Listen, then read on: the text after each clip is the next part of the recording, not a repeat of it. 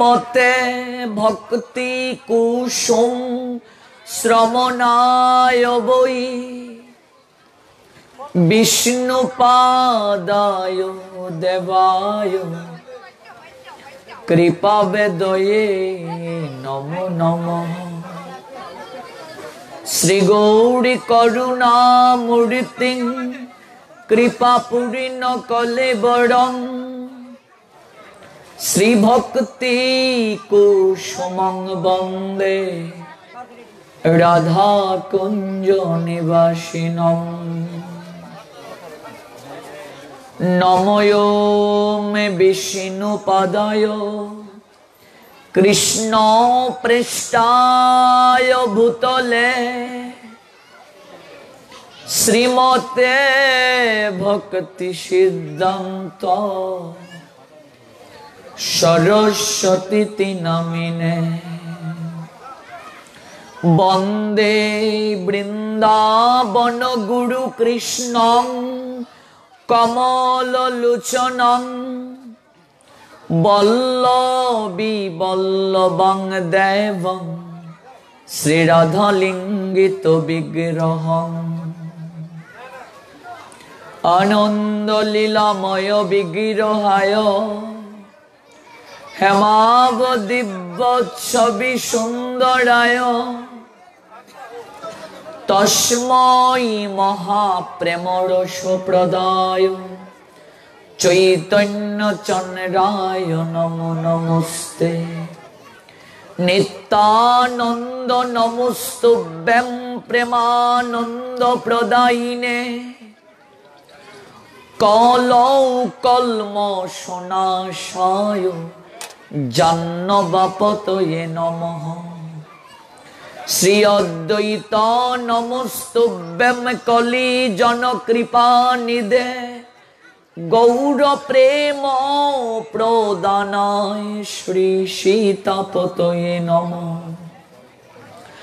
गदाधर महं वंदे माधवाचार्य नंदनं महाभाव स्वरूपं श्री चैतन्य भिन्न रूपिणं श्रीवास पंडितं नौमि गौरांग प्रिय पार्षदं यस्य कृपा लभेनापि गौरांगे जायते रति।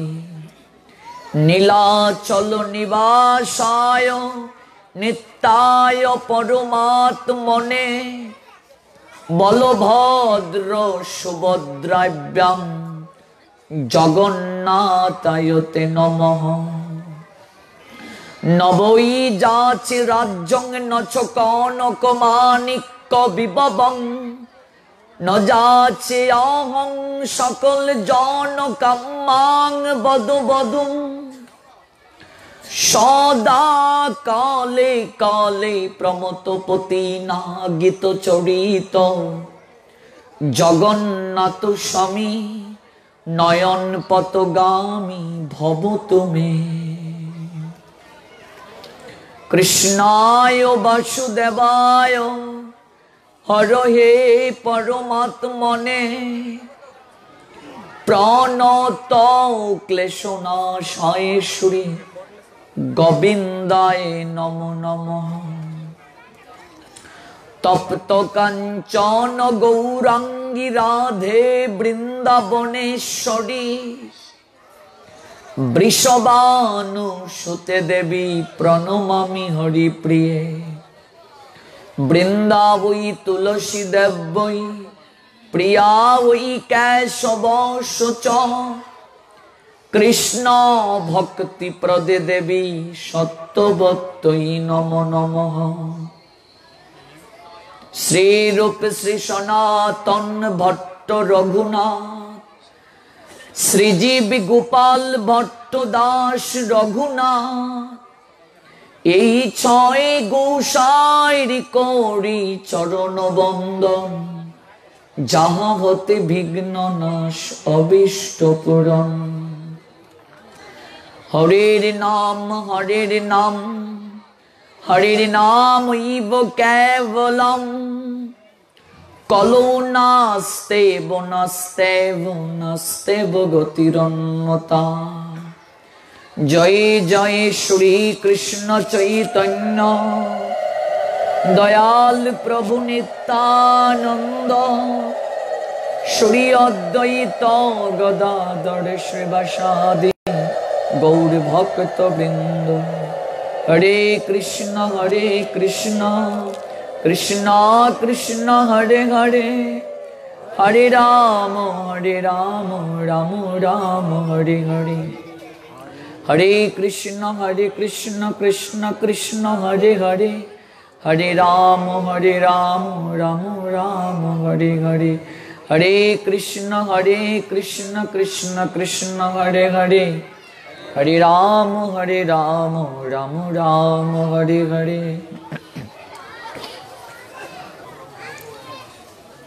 সমবেত অমৃত পিপাসু ভক্তমণ্ডলী, বিশ্ব শান্তি এবং মানব কল্যাণে 24 প্রহর ব্যাপী শ্রী তারক ব্রহ্ম হরিনাম সংকীর্তন মহাযজ্ঞের 41তম মহানাম যজ্ঞানুষ্ঠানের প্রারম্ভিকায় আমরা সবাই একত্রিত হয়েছি হবিগঞ্জ জেলার বানিয়াচং উপজেলাস্থিত এই মারকুলি বাজার সংলগ্ন জগন্নাথ পাড়া শ্রী শ্রী জগন্নাথ মন্দির প্রাঙ্গণে সর্বসাক্ষী সর্ববিরাজমান সর্বক্ষমতার অধিকারী পরমেশ্বর ভগবান শ্রীকৃষ্ণের মুখনিসৃত বাণী শ্রীমদ্ ভগবত গীতার আলোকে অপ্রাকৃত কথা শ্রবণ করার জন্য এই প্রচন্ড ঠান্ডাকে উপেক্ষা করে যারা বহু দূর দূরান্ত থেকে অপ্রাকৃত কথা শ্রবণ করার জন্য অপার করুণার নিলয় ভক্তবৎসল ভগবান শ্রী জগন্নাথের চরণ তলে উপবেশিত হয়েছেন, আপনাদের প্রত্যেকের রাতুল রাঙ্গা চরণে আমি অবাজন বৈষ্ণব জ্ঞানে দণ্ডবোধ প্রণাম নিবেদন করছি। এই অনলাইনের মাধ্যমে যারা দেশ এবং বিশ্বের অনেক দেশ থেকে এই অনুষ্ঠানটি শুনতে পাচ্ছেন, সরাসরি সম্প্রচার করা হচ্ছে। দেশ এবং দেশের বাহির থেকে যারা এই অপ্রাকৃত কথা শ্রবণের জন্য ইন্টারনেটে যুক্ত হয়েছেন, আপনাদের প্রত্যেকের চরণ বন্দনা করছি। দ্বিতীয়বারের নিয়ায় আপনাদের চরণধুলি নেওয়ার সুযোগ হলো। গত বছরও আপনাদের চরণধুলি নেওয়ার সুযোগ হয়েছিল, কাজে দ্বিতীয়বার আপনাদের চরণধুলি নেওয়ার সুযোগ পেয়েছি। তাই এই 24 প্রহর ব্যাপী সৃষ্টি তারক ব্রহ্ম হরিনাম মহাযজ্ঞের আয়োজনকারী ভক্তবৃন্দের প্রতি আমি কৃতজ্ঞতা জ্ঞাপন করছি। ভক্তবৃন্দ, আমরা ভগবানের কথা শ্রবণ করব কায় মনোবাক্যে। এই শ্রীমদ্ ভগবত গীতার 18 অধ্যায় মোক্ষ যুগে ভগবান বলছেন, শ্রদ্ধাবান অনুসুয়চ শৃণুয়াত অপি জনরহ স অপি মুক্ত শুভান লোকান প্রাপ্নুয়াত পুণ্যা কর্মানাম। ভগবান বলছেন, শ্রদ্ধাবান অনুসুয়চ। ভগবানের কথা শ্রবণের প্রথম যোগ্যতা হচ্ছে শ্রদ্ধাবান। হৃদয়ের মাঝে শ্রদ্ধা থাকতে হবে। অনুসুয়চ, অনুসুয়চ কথাটির অর্থ হচ্ছে অসূয়া থেকে রহিত, অর্থাৎ হিংসা থেকে নিবৃত্ত। যার আরেকটি সংস্কৃত অর্থ হচ্ছে নির্মৎসর। নির্মৎসর কথাটির অর্থ হচ্ছে যিনি অসূয়া থেকে রহিত হয়েছেন। নবম অধ্যায় রাজবিদ্যার রাজগুহ্য যুগের 1 নং শ্লোকে ভগবান বলছেন, ইদাম তু তে গজ্জাতামম প্রবশ্যামি অনুসুয়বে। অনুসুয়বে অর্থ নির্মৎসর কিংবা হিংসা থেকে রহিত। ভগবানের কথা শুনতে হবে শ্রদ্ধার সঙ্গে কায় মন বাক্যে, এই যে আমরা অনেকেই কণ্ঠে তুলসীর মালা দিয়েছি বাবা, কপেচ দিতে হয়। ভালো করে শ্রবণ করবেন, কথা বলা যাবে না। কারণ এই বাংলাদেশ তথা বিশ্বের অনেক দেশ থেকে এই অনুষ্ঠানটি শুনছেন, হাজার হাজার ভক্ত। এই জন্য পরিবেশটা সুন্দর আবশ্যক। যারা বাচ্চারা কথা বলছে, যারা কমিটির ভক্তবৃন্দ আছেন, একটা অনুরোধ, পরিবেশটাকে একটু নীরব রাখতে হবে। তো বলছেন, এই যে আমরা কণ্ঠে তুলসীর মালা ধারণ করি, কপেচ দিতে হয়। তো আমাদের শাস্ত্র বলছেন, বিশেষ করে আচার্যগণ, গোস্বামীগণ, পূর্বতন আচার্য বৃন্দ, শ্রীরূপ সনাতন, রঘুনাথ ভট্ট, গোপাল ভট্ট, রঘুনাথ দাস, শ্রীজিৎ গোস্বামী, এই যে 6 গোস্বামী পাদ, যারা রাধা গোবিন্দের অপ্রাকৃত মরম সেবা জগতের বুকে প্রচার করলেন। আপনারা কীর্তন করেন, নইলে কেবা জানিত, রাই কানুর মরম সেবা কেবা জানিত। এই 6 গোস্বামী পাদ মহাপ্রভুর আনুগত্যে জগৎজীবকে এই অপ্রাকৃত প্রেম পীযূষ গ্রহণ করার সুযোগ করে দিলেন। এই আমাদের আচার্য বৃন্দগণ বলছেন, কণ্ঠে 3 পেচ মালা দেওয়াটাই সবচেয়ে উত্তম। 3 পেচের অর্থ কি? কায় মন বাক্যের প্রতীক। কায় শব্দটির অর্থ হচ্ছে দেহ, মন শব্দটির অর্থ হচ্ছে চিত্ত কিংবা হৃদয়, আর বাক্য কথাটা অর্থ হচ্ছে কথা। এই 3 যদি এক না হয়, ভজন হয় না। এই জন্য 3 পেচ প্রত্যেকেরই দেওয়া উচিত। যে যিনি ভক্ত কিংবা বৈষ্ণব হয়েছেন তিনি 3 পেচ দেবেন, সাধারণ সংসারী জীবের 3 পেচ দেওয়া যাবে না, এগুলো কুসংস্কার। সবাইকেই 3 পেচ দেয়া যাবে। কায়মন বাক্যের প্রতীক। ভগবানের কথাও শুনতে হয় কিভাবে? কায় মন বাক্য দ্বারা। শ্রদ্ধাবান অনুসুবচ শৃণুয়াত অপি জনরহ। শৃণুয়াত কথাটির অর্থ হচ্ছে শ্রবণ করা। অপি জনরহ, জ শব্দটির অর্থ হচ্ছে যে। নরহ, নর মানে, নর মানে হচ্ছে মনুষ্য। বলছেন মনুষ্য। শ্রদ্ধাবান অনুসুবচ শৃণুয়াত অপি জ নরহ স অপি মুক্ত শুভান লোকান প্রাপ্নুয়াত পুণ্য কর্মণাম।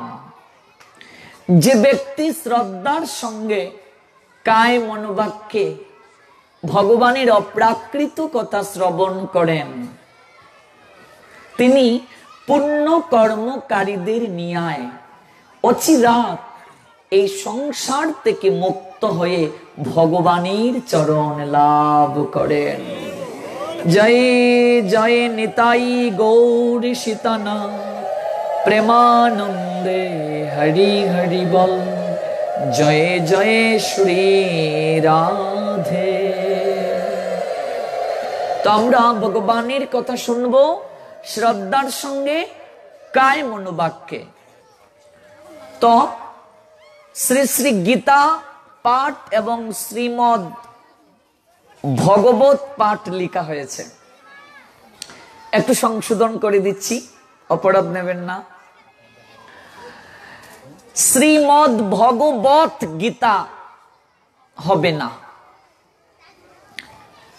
এখানে ত হবে না, ত দ, এই প্রত্যেকটা অক্ষরের আলাদা অর্থ আছে।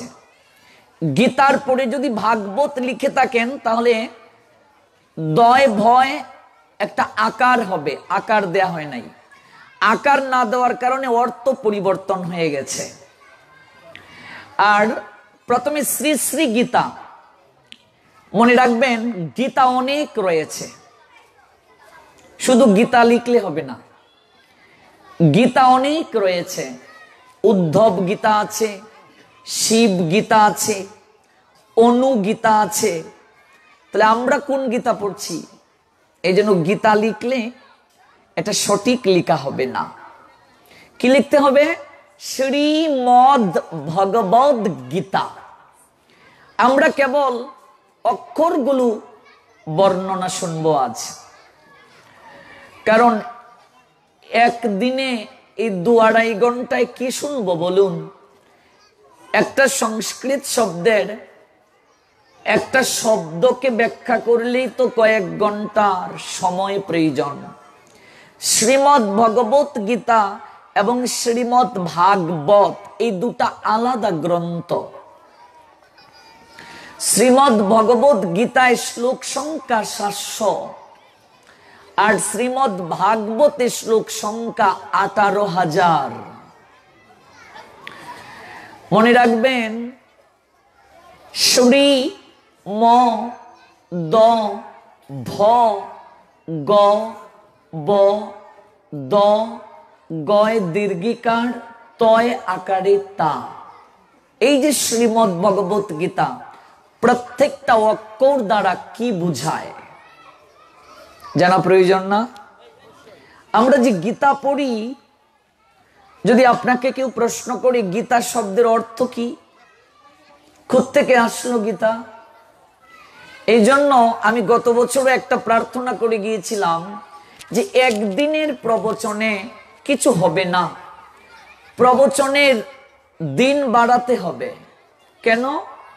আজকে আপনাদের কৃপায় বাংলাদেশের 64 জেলায় প্রবচন করি। শিডিউল পাওয়াটা এখন কঠিন হয়ে দাঁড়িয়েছে, এবং দেশের বাহিরে ভাগবত সপ্তাহ এখন দেয়া হবে। ইন্টারনেটের মাধ্যমে বিভিন্ন দেশ থেকে আমন্ত্রণ করা হচ্ছে। তো আজকে উত্তরবঙ্গ, দক্ষিণবঙ্গে আমরা যখন প্রবচন করতে যাই, তখন দেখবেন হরিনাম কীর্তনের পূর্বে ওরা না হলেও 7 দিন পাঠের আয়োজন করে। পদ্মার ওপারে যখন যাবেন, নড়াইল, গোপালগঞ্জ, শরীয়তপুর, মাদারীপুর, তারপর যশোর, খুলনা, বাগেরহাট, সাতক্ষীরা, এই সকল জেলাতে কীর্তনের পূর্বে কম হলেও 7 দিন পাঠের আয়োজন করে। উত্তরবঙ্গে যখন যাবেন, না হলেও 7 দিন, 5 দিন, না হলেও 3 দিন। কোন কোন জায়গায় নাম কীর্তনের পূর্বে 15 দিনও পাঠের আয়োজন আছে। অথচ বিশেষ করে আমাদের সিলেট বিভাগেই কেবল হরিনাম কীর্তনের পূর্বে পাঠটাকে একেবারে নিয়ম রক্ষার ক্ষেত্রে ব্যবহার করা হয়, যে একটা পাঠ প্রয়োজন হয়ে যাক কোনোভাবে। এই যে একটা নিয়ম করতে হয়, শ্রাদ্ধানুষ্ঠানে একটা পাঠ করতে হয়, মানে নিয়ম। আচ্ছা বলুন তো, এই যে শ্রীবাস আঙ্গিনা সাজালেন, আগামীকাল থেকেই তো কীর্তন নাকি? আজকে অধিবাস হবে। আচ্ছা, এই যে শ্রীবাস আঙ্গিনা সাজালেন, এই আঙ্গিনাকে শ্রীবাস আঙ্গিনা কেন বলা হয়? এই যে লিখলেন শ্রী শ্রী তারক ব্রহ্ম হরিনাম মহাযজ্ঞ, এখানে ডাবল শ্রী কেন বলুন তো? এই ডাবল শ্রী ব্যাখ্যা করলেই তো 3 ঘন্টায় শেষ হবে না। আমরা যে 41 বছর যাবত এই তারক ব্রহ্ম হরিনাম মহাযজ্ঞ দিচ্ছি, বলুন তারক ব্রহ্ম শব্দের অর্থ কি? আমরা 41 বছর যজ্ঞ দিচ্ছি, কিন্তু অর্থটাই জানি না। এই হচ্ছে আমাদের হিন্দুদের অবস্থা। এই জন্য পাঠের সংখ্যা বাড়াতে হবে, পাঠের দিন বাড়াতে হবে। এই হরিনাম মহাযজ্ঞ নিয়ে যদি 3 দিন, 5 দিন, 7 দিন মানুষ শুনতে পারত, তাহলে কীর্তনের প্রতি মানুষের রুচি জাগত, শ্রদ্ধা জাগত। মনে রাখবেন, কীর্তন প্রথম না, ভক্তির ৬৪টা অঙ্গ রয়েছে। কয়টা অঙ্গ? ৬৪। তন্মধ্যে নববিধা ভক্তি প্রধান। নববিধা ভক্তির মাঝে প্রথমটা হচ্ছে শ্রবণ। আপনাকে প্রথমে শ্রবণ করতে হবে, তারপর কীর্তন। কীর্তন প্রথম না, আগে শ্রবণ তারপর কীর্তন। তো শ্রবণ যদি মানুষ ঠিক মতো না করে, কীর্তনের প্রতি মানুষের রুচি জাগবে না। আজকে কীর্তনের দ্বারা সমাজ পরিবর্তন হচ্ছে না, তাহলে কি কীর্তনের প্রয়োজন নেই? অবশ্যই প্রয়োজন আছে। এই হরিনামই তো হচ্ছে জীবের উদ্ধারের প্রক্রিয়া, চৈতন্য মহাপ্রভুর আদর্শ। কিন্তু আগে আপনাকে শ্রবণ করতে হবে। আমরা সনাতন ধর্মাবলম্বী হিন্দু সমাজের লোকেরা আমরা শাস্ত্রের কোনো কিছু জানি না, ধর্মের তত্ত্ব বুঝি না। 1/3 মানুষেরা ধর্ম পালনে অলসতা জ্ঞাপন করে থাকে। অনেকেই বলে যে ধর্ম পালনের সময় এখনো আমাদের হয় নাই, একটু বয়স হলে তারপর ভগবানের কাজ করব। অধিকাংশ মানুষের মাঝে এরকম একটা ধারণা কাজ করে। বাকি যারা আমরা ধর্ম পালন করছি অনেকটাই পরম্পরা ক্রমে করছি, অর্থাৎ দেখা দেখি ধর্ম পালন করছি, অর্থ বুঝি না। যেমন সব কীর্তন অনুষ্ঠানেই লেখা হয় শ্রী শ্রী তারক ব্রহ্ম, আমরাও লিখলাম, কিন্তু এটা লিখার পূর্বে তো জানতে হবে এই শব্দটা দ্বারা কি বুঝায়, এই শব্দটার ওজন কত, এটা কি ঠিকভাবে বহন করতে পারবো, এটা জানতে হবে। হরিনাম মহাযজ্ঞ, তো আমরা তো জানি যজ্ঞ তো অগ্নি দ্বারা হয়, তো এখানে তো আগুন টাগুন কিছুই জ্বালাবেন না 24 প্রহর, তো যজ্ঞ কি করে হলো? প্রশ্ন আসতে পারে না? এগুলো ব্যাখ্যা করলেই তো সময় শেষ হবেও না, ব্যাখ্যা সময়ের অভাবে। হ্যাঁ, নিশ্চয়ই করা হবে। তো আমরা এই যে ওম নমো ভগবতে বাসুদেবায়, ওম শব্দটাও ব্যাখ্যা প্রয়োজন, অনেক সময় লাগবে। নমো ভগবতে বাসুদেবায়, এগুলো কোত্থেকে আসলো? তো আমরা অনেকটা পরম্পরা ক্রমে ধর্ম করছি। পরম্পরা কিভাবে? এই যে দেখুন, আপনাদের মণ্ডপের সামনে 2টা কলা গাছ আনছেন। আচ্ছা, কলা গাছ কেটে আনছেন না শিকড় সহ এনেছেন? কেটে। যদি কেটে এনে থাকেন তাহলে এটা পরিবর্তন করতে হবে, যজ্ঞে লাগবে না, শিকড় সহ তুলে আনতে হবে। কেন আনতে হবে? তার কারণ হচ্ছে এই কলা গাছটাকে কদলী গাছ বা কদলী বৃক্ষ বলা হয়। এটা দেবগুরু বৃহস্পতির প্রতীক। তাছাড়া একজন দেবী অভিসম্পাতের কারণে, দুর্বাসার অভিসম্পাতের কারণে এই কদলী বৃক্ষ হয়ে জন্ম নিয়েছেন। কিন্তু আমরা তো কলা গাছ আনি ঠিকই, এটার অর্থ জানি না, তত্ত্ব জানি না। আচ্ছা বলুন তো, মন্দিরের সামনে আমি দেখতে পাচ্ছি আম পাতা লাগিয়েছেন, বলুন তো আম পাতা কেন আনতে হয়? এই যে দেখুন, জানি না কিন্তু আমরা ঠিকই দিচ্ছি। আম পাতা না এনে জাম পাতা আনলে দোষ কি বাবা? এই যে আমরা অর্থ জানি না, এই জন্য অর্থ আগে জানতে হবে, তত্ত্ব জানতে হবে। আজকে হিন্দুরা তত্ত্ব জানে না বলেই তো ধর্মের প্রতি শ্রদ্ধা তাদের কমে যাচ্ছে, রুচি তাদের কমে যাচ্ছে।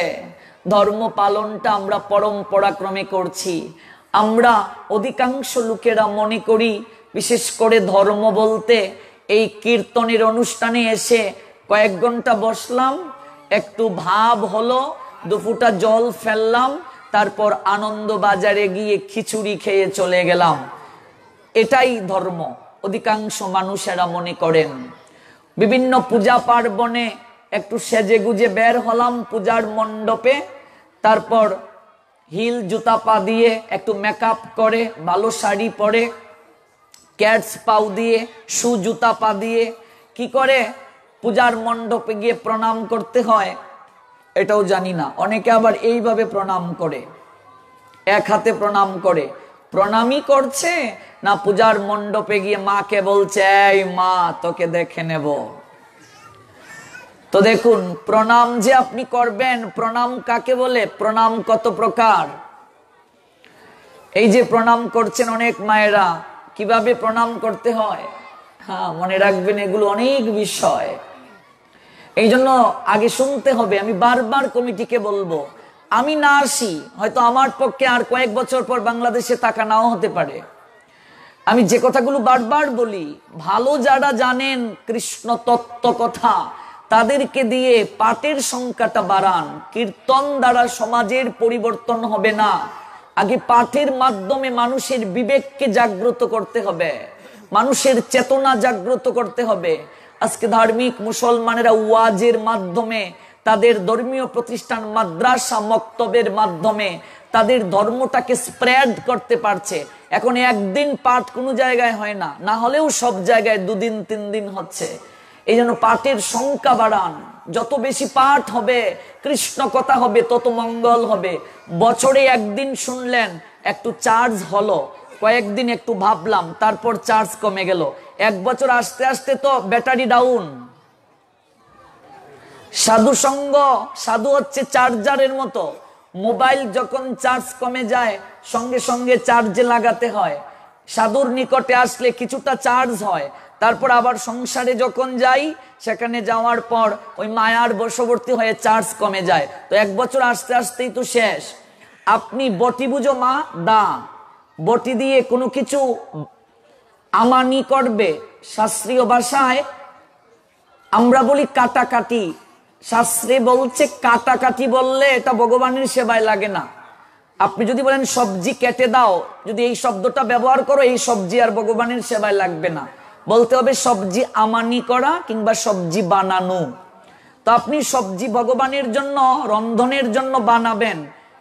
এই দা যদি 1 বছর রেখে দেন, আবার কীর্তনে আরেক বছর পরে যখন দাটা খুলেন, অবস্থা কি হবে, মরিচা পড়ে যাবে না? এই জন্য তো আমরা বছরে একদিন শুনি, একটু চার্জ হলো, তারপর মরিচা পড়ে গেল, কিছুই হবে না। পাঠের সংখ্যা বাড়াতে হবে, কমিটি বৃন্দের নিকট অনুরোধ। কারণ হচ্ছে আজকে কৃষ্ণ কথা যত বেশি সমাজে হবে, মানুষের পরিবর্তন তত বেশি হবে। প্রণামের অনেক বিষয় আছে।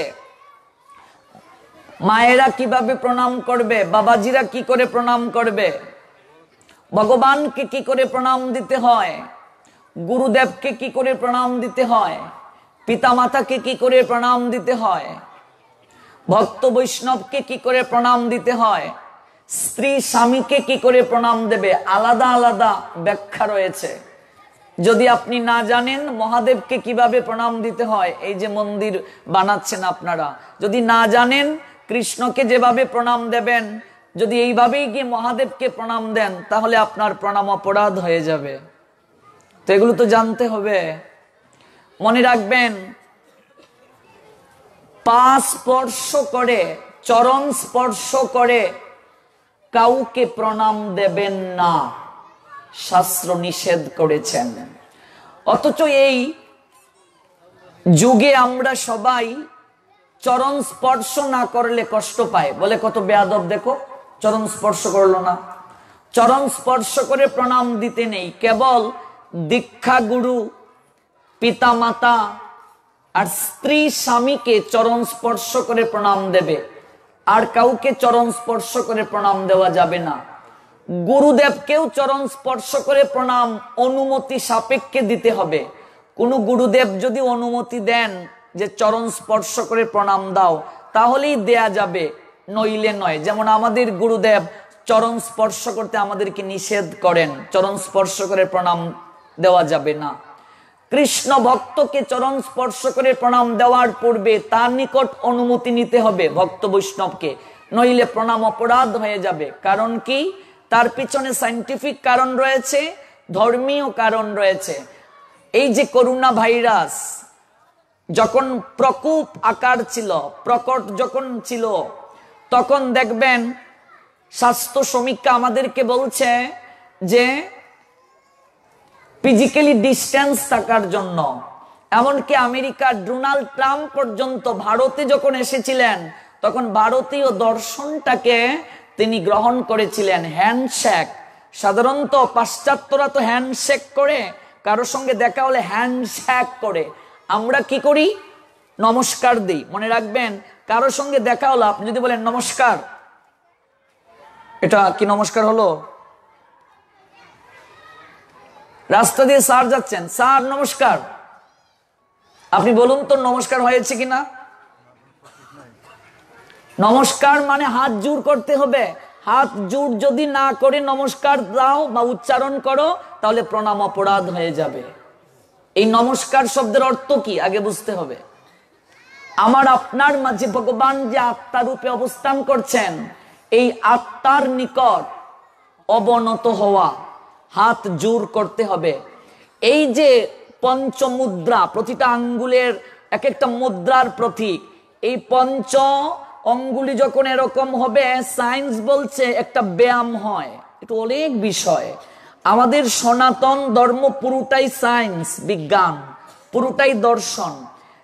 এই জন্য কারোর সঙ্গে দেখা হলে সনাতন শিষ্টাচার হচ্ছে আপনাকে হাত এরকম জোড় করতে হবে, যে নমস্কার, কিংবা হরে কৃষ্ণ, কিংবা জয় রাধে, কিংবা জয় নিতাই, কিংবা জয় গুরু, যেভাবেই বলুন, হ্যাঁ, গুরুদেবের আনুগত্যে, কিন্তু হাত কিন্তু এরকম জোড় করতে হবে। যদি কেউ না করেন তাহলে কিন্তু অপরাধ হয়ে যাবে। এটা হচ্ছে প্রথম কথা। দ্বিতীয় হচ্ছে, ভক্ত বৈষ্ণবকে প্রণাম দিতে গেলে চরণে স্পর্শ করে অনুমতি নিতে হবে। কারণ আপনি যদি কাউকে স্পর্শ করেন, তাহলে এই স্পর্শের মাধ্যমে বিভিন্ন ধরনের ভেরিয়াস ডিজিজ ট্রান্সফার, বিভিন্ন ভাইরাস, ব্যাকটেরিয়া তার নিকট থেকে আপনার নিকটে চলে আসতে পারে, মেডিকেল সায়েন্স বলছে। এই জন্য স্পর্শ করা যাবে না। এখন আমরা বলি করোনা ভাইরাসে যে সামাজিক দূরত্ব বজায় রাখো, এগুলো তো আমাদের বৈষ্ণবীয় শাস্ত্র কবেই বলে দিয়েছে এই সামাজিক দূরত্বের কথা। তারপর আপনি যার চরণ স্পর্শ করলেন, ওই লোকটির ভালো এবং খারাপ গুণ শাস্ত্র বলছে আপনার মাঝে চলে আসবে। এই জন্য যথার্থ ভক্ত, যথার্থ গুরুদেব চরণ স্পর্শ করতে দেন না, কারণ তার গুণগুলো ডাইভার্ট হবে। এবার আপনি যাকে স্পর্শ করলেন তার তো খারাপ গুণও থাকতে পারে, এটাও আপনার মাঝে যাবে। শাস্ত্রে বলছে কৃষ্ণ ভক্তের চরণের ধুলি নিতে। তো চরণের মাঝেই কি সব ধুলি থাকে? উনি যখন হেঁটে যাবেন, উনি যে জায়গায় পা রাখলেন সেখানে ধুলি পড়েছে কি পড়ে নাই, ওই জায়গা থেকে ধুলিটা নিয়ে মাথায় দিতে হবে। এই হচ্ছে যথার্থ নিয়ম। অথচ আমাদের কুল গুরুদেবেরা এখনো বিভিন্ন গ্রামে গঞ্জে ঠ্যাং ধুয়ে জল পর্যন্ত শিষ্যদের দেন। ভেবে দেখুন, এই ঠ্যাং দেওয়া জলের মাঝে কত ভাইরাস, ব্যাকটেরিয়া থাকতে পারে, পারে কি পারে না? এটা ধর্ম নয়। আমি সারা বাংলায় ঘুরার সুযোগ পেয়েছি আপনাদের কৃপা আশীর্বাদে। আপনাদেরই ছেলে আমি, বেশি দূরের নয়। এই তো সুনামগঞ্জ, নদী পার হলেই আমাদের জেলা। তো এই যে সুনামগঞ্জের ছেলে, আপনাদেরই সন্তান। সারা বাংলায় ঘুরতে গিয়ে কত অভিজ্ঞতা হয়েছে। অনেক গুরুদেব পান খাচ্ছেন, আমি কাউকে নিন্দা করছি না, আমি জাস্ট অভিজ্ঞতার কথা বলছি। শিষ্য দাঁড়িয়ে রয়েছে পানের পিক নেয়ার জন্য, বাটি হাতে নিয়ে পানের পিক ফেলা হলো, তারপর চরণামৃতের মতো চামচ দিয়ে শিষ্যদেরকে বেটে দিচ্ছে। এটা ধর্ম? এটা সদাচার? এটা শিষ্টাচার? হ্যাঁ, ওর মুখের ভেতর থেকে কত ভাইরাস, ব্যাকটেরিয়া গেল। এই জন্য যথার্থ গুরুদেব কখনো এরকম কার্য করবেন না। ভালো করে কথাটা মনে রাখতে হবে। গুরুদেব হতে গেলে তাকে প্রাথমিক 4টা যোগ্যতা থাকতে হবে। এই 4টা যোগ্যতা যদি না থাকে, তিনি কখনো গুরু হওয়ার যোগ্য নন। বিশ্বনাথ চক্রবর্তী ঠাকুর গুরু অষ্টকমের 8টা শ্লোকে গুরুদেবের যোগ্যতার কথা বলছেন। ভাগবত মাহাত্ম্যে দেখবেন, গুরুদেব যিনি হবেন তাকে প্রাথমিক যোগ্যতা, একজন তত্ত্বদ্রষ্টা যিনি গুরুদেব হবেন, তিনি কখনো ভগবানকে নিবেদন না করে কোনো কিছু গ্রহণ করবেন না। ঠিক আছে? অর্থাৎ তিনি কোনো ধরনের আমিষ জাতীয় দ্রব্যাদি সেবন করবেন না, প্রসাদ গ্রহণ করবেন। এবার যদি কোনো গুরুদেব মাছ মাংস ভক্ষণ করে, বুঝতে হবে তিনি গুরু হওয়ার যোগ্য নয়, তিনি গুরুদেব নন। তার কাছ থেকে যদি কেউ দীক্ষা নিয়ে নেয়, হরিভক্তি বিলাস গ্রন্থ, মহাভারত এবং ভাগবত আমাদের বলেছেন তৎক্ষণাৎ আরেকজন তত্ত্বদ্রষ্টা গুরুদেবের নিকট থেকে দ্রষ্টা গুরুদেব কোন ধরনের নেশা জাতীয় দ্রব্য সেবন করবেন না, অর্থাৎ চা পান বিড়ি সিগারেট মদ গাঁজা ইত্যাদি খাবেন না। সারা বাংলায় ঘুরতে গিয়ে দেখেছি অনেক গুরুদেব শিষ্যের বাড়িতে এসেছেন, শিষ্য গুরুদেবের জন্য ব্যঞ্জন নিয়ে আসছে 1 প্যাকেট, শিষ্য সুক্তান দেয়, গুরুও সুক্তান দেয়, তাহলে তো গুরু আর শিষ্য দুটোই সমান। ঠিক বলছি বাবা? যিনি পথ দেখাবেন তিনি থাকবেন সবচেয়ে এগিয়ে। তো গুরু নিজেও যদি সুক্তান মারে, শিষ্যও যদি সুক্তান মানে, গুরু আর শিষ্যের মাঝে পার্থক্য কোথায়? দুটোই তো সমান। তাহলে ভাগবত বলছেন যিনি নেশা জাতীয় দ্রব্য সেবন করবেন তিনি কখনো গুরুর আসনে বসার যোগ্য নয়। কারণ বেদ আমাদের স্পষ্ট করে বলে দিয়েছে, একজন নেশাকুর লোক যত জ্ঞানী হোক না কেন, আপনি অবশ্যই তাকে পরিত্যাজ্য মানে ত্যাগ করবেন, এটা বেদে স্পষ্ট আছে। একজন জ্ঞানী হোক সে, কিন্তু তথাপি সে যদি নেশা করে তাহলে সে অবশ্যই পরিত্যাজ্য, এটা শাস্ত্র বলছে আমাদেরকে, কারণ শাস্ত্রের কথা মানতে হবে। 3 নম্বর যোগ্যতা, তিনি কখনো দ্রুত ক্রীড়া করবেন না। দ্রুত ক্রীড়া মানে কি? তাস পাশা এগুলো খেলবেন না। কত গুরুদেবকে দেখেছি তাসও খেলে। এই ধরনের যদি কেউ খেলে তিনি গুরু হওয়ার যোগ্য নয়। 4র্থ যোগ্যতা, তিনি কখনো অবৈধ মৈথুন কার্য করবে না, অর্থাৎ তিনি কখনো বিবাহের আগে সেক্স করবে না, মৈথুন কার্য করবে না। যদি করেন তিনি গুরু হওয়ার যোগ্য নন। এটা হচ্ছে ভাগবতের প্রাথমিক যোগ্যতার কথা, গুরু হওয়ার। তারপর আরো বলছেন চৈতন্য চরিতামৃত, যেই কৃষ্ণ তত্ত্ববেত্তা সেই গুরু হয়। অবশ্যই তাকে কৃষ্ণ তত্ত্ববেত্তা হতে হবে, অবশ্যই তাকে সদাচারী হতে হবে, এবং তার অবশ্যই গুরু পরম্পরা থাকতে হবে। গুরুর ছেলেই যে গুরু হবে এমন কথা নয়, গুরুর ছেলে গুরু এটা নয়, গুরুর ছেলে গরুও হতে পারে। যোগ্যতা থাকতে হবে, মোট কথা তার যোগ্যতা থাকতে হবে। এটা শাস্ত্র বলছেন গুরু পরম্পরা। পরম্পরাটা কি বুঝতে পারেন? মনে করুন মেইন তারের সঙ্গে যদি এই তারটার সংযোগ না থাকতো, লাইট কি জ্বলতো? তেমনি ভাবে গুরুদেব যে বীজ মন্ত্রটা দেবে এটা ভগবানের সঙ্গে কানেকশন আছে কিনা। যেমন প্রথমে কৃষ্ণ ব্রহ্মাকে জ্ঞান দান করলেন, ব্রহ্মা নারদকে, নারদ ব্যাসদেবকে। এইভাবে গুরুদেবের কর্ণে বীজ মন্ত্রটা এসেছে কিনা, অর্থাৎ যার কাছ থেকে দীক্ষা নেব তাকে আগেই গিয়ে জিজ্ঞেস করতে হবে আপনার গুরু পরম্পরা দেখান।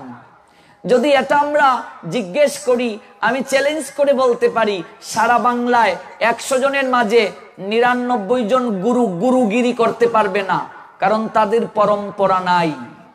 আর পরম্পরা না থাকলে দীক্ষা নিলে নিষ্ফল।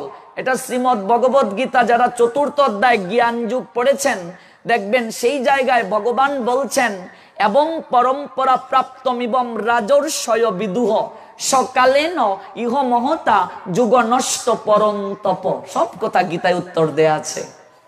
এই যে অপ্রাকৃত গীতার জ্ঞান, এটা গুরু পরম্পরা ক্রমে রাজর্ষিদের মাধ্যমে জগতের বুকে প্রচলিত ছিল। কাজে পরম্পরা যদি না থাকে তাহলে দীক্ষা নিষ্ফল, এটা যোগ্যতা। এই জন্য প্রণামের ক্ষেত্রে যথার্থ গুরুদেব কখনো শিষ্যকে বলবেন না যে আমার পায়ের মাঝে তেল গরম করে মেসেজ করে দে, বলবে না। আজকাল অনেক গুরুদেব আছে শিষ্যাদেরকে দিয়ে, মায়েদেরকে দিয়ে মেসেজ করায়। কেন? যে কোনো মুহূর্তে তার কামনা জাগ্রত হয়ে যেতে পারে।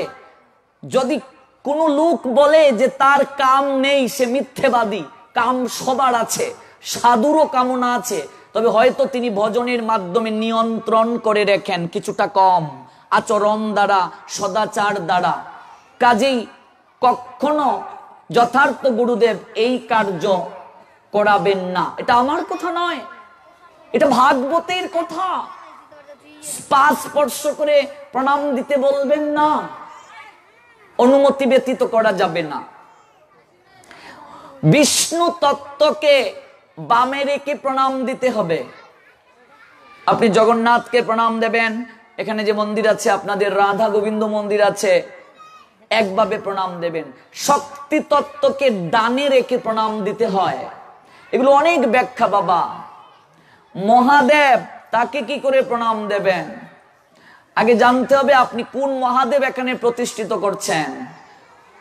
বৃন্দাবনে 4 জায়গায় মহাদেব 4 রূপে বিরাজ করেন। এখানে তো হয়তো অনেকেই বৃন্দাবন গিয়েছেন। চাকলেশ্বর, গোপেশ্বর, কামেশ্বর, ভূতেশ্বর, এই 4 রূপে 4 জায়গায় দ্বারপাল রূপে মহাদেব বিরাজ করেন। এটা অনেক মহিমা এই 4টা নামের। কেউ যদি বৃন্দাবন শিব গোপেশ্বর মহাদেবের ভজনা করে, তার প্রণাম পদ্ধতি আলাদা। আপনি যে মহাদেব বসিয়েছেন সেই কোন মহাদেব সেটাকে জানতে হবে, তার প্রণাম পদ্ধতি আলাদা। এগুলো বুঝতে হবে। নতুবা আপনি কৃষ্ণকে যেভাবে প্রণাম দেন, মহাদেবকেও যদি সেইভাবে প্রণাম দেন, তাহলে আপনার প্রণাম অপরাধ হয়ে যাবে। বাবাজিরা প্রণাম করবে সাষ্টাঙ্গে। 8টা অঙ্গ লাগতে হবে আপনার প্রণামে, নতুবা প্রণাম হবে না। আবার এটার মাঝেও প্রকার রয়েছে। সাষ্টাঙ্গে প্রণাম আমরা অনেকেই দিতে পারি না, পরিবেশ প্রেক্ষাপট থাকে না। অর্থাৎ নাভির উপরে কোনো ধরনের কাপড় থাকতে পারবে না প্রণামের সময়। 8টা অঙ্গ লাগতে হবে। মাতাজিরা প্রণাম দেবে পঞ্চাঙ্গ প্রণাম, অর্থাৎ মাতাজিদের ব্রেস্ট মানে স্তন মৃত্তিকায়, ধরণী মাতায় স্পর্শ করতে পারবে না।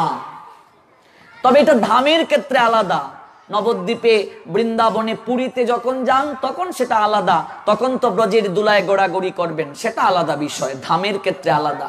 কিন্তু মাতাজিরা প্রণাম দেবে পঞ্চাঙ্গে প্রণাম। লম্বা হয়ে প্রণাম মাতাজিরা দেওয়া নিষেধ, দেওয়া যাবে না।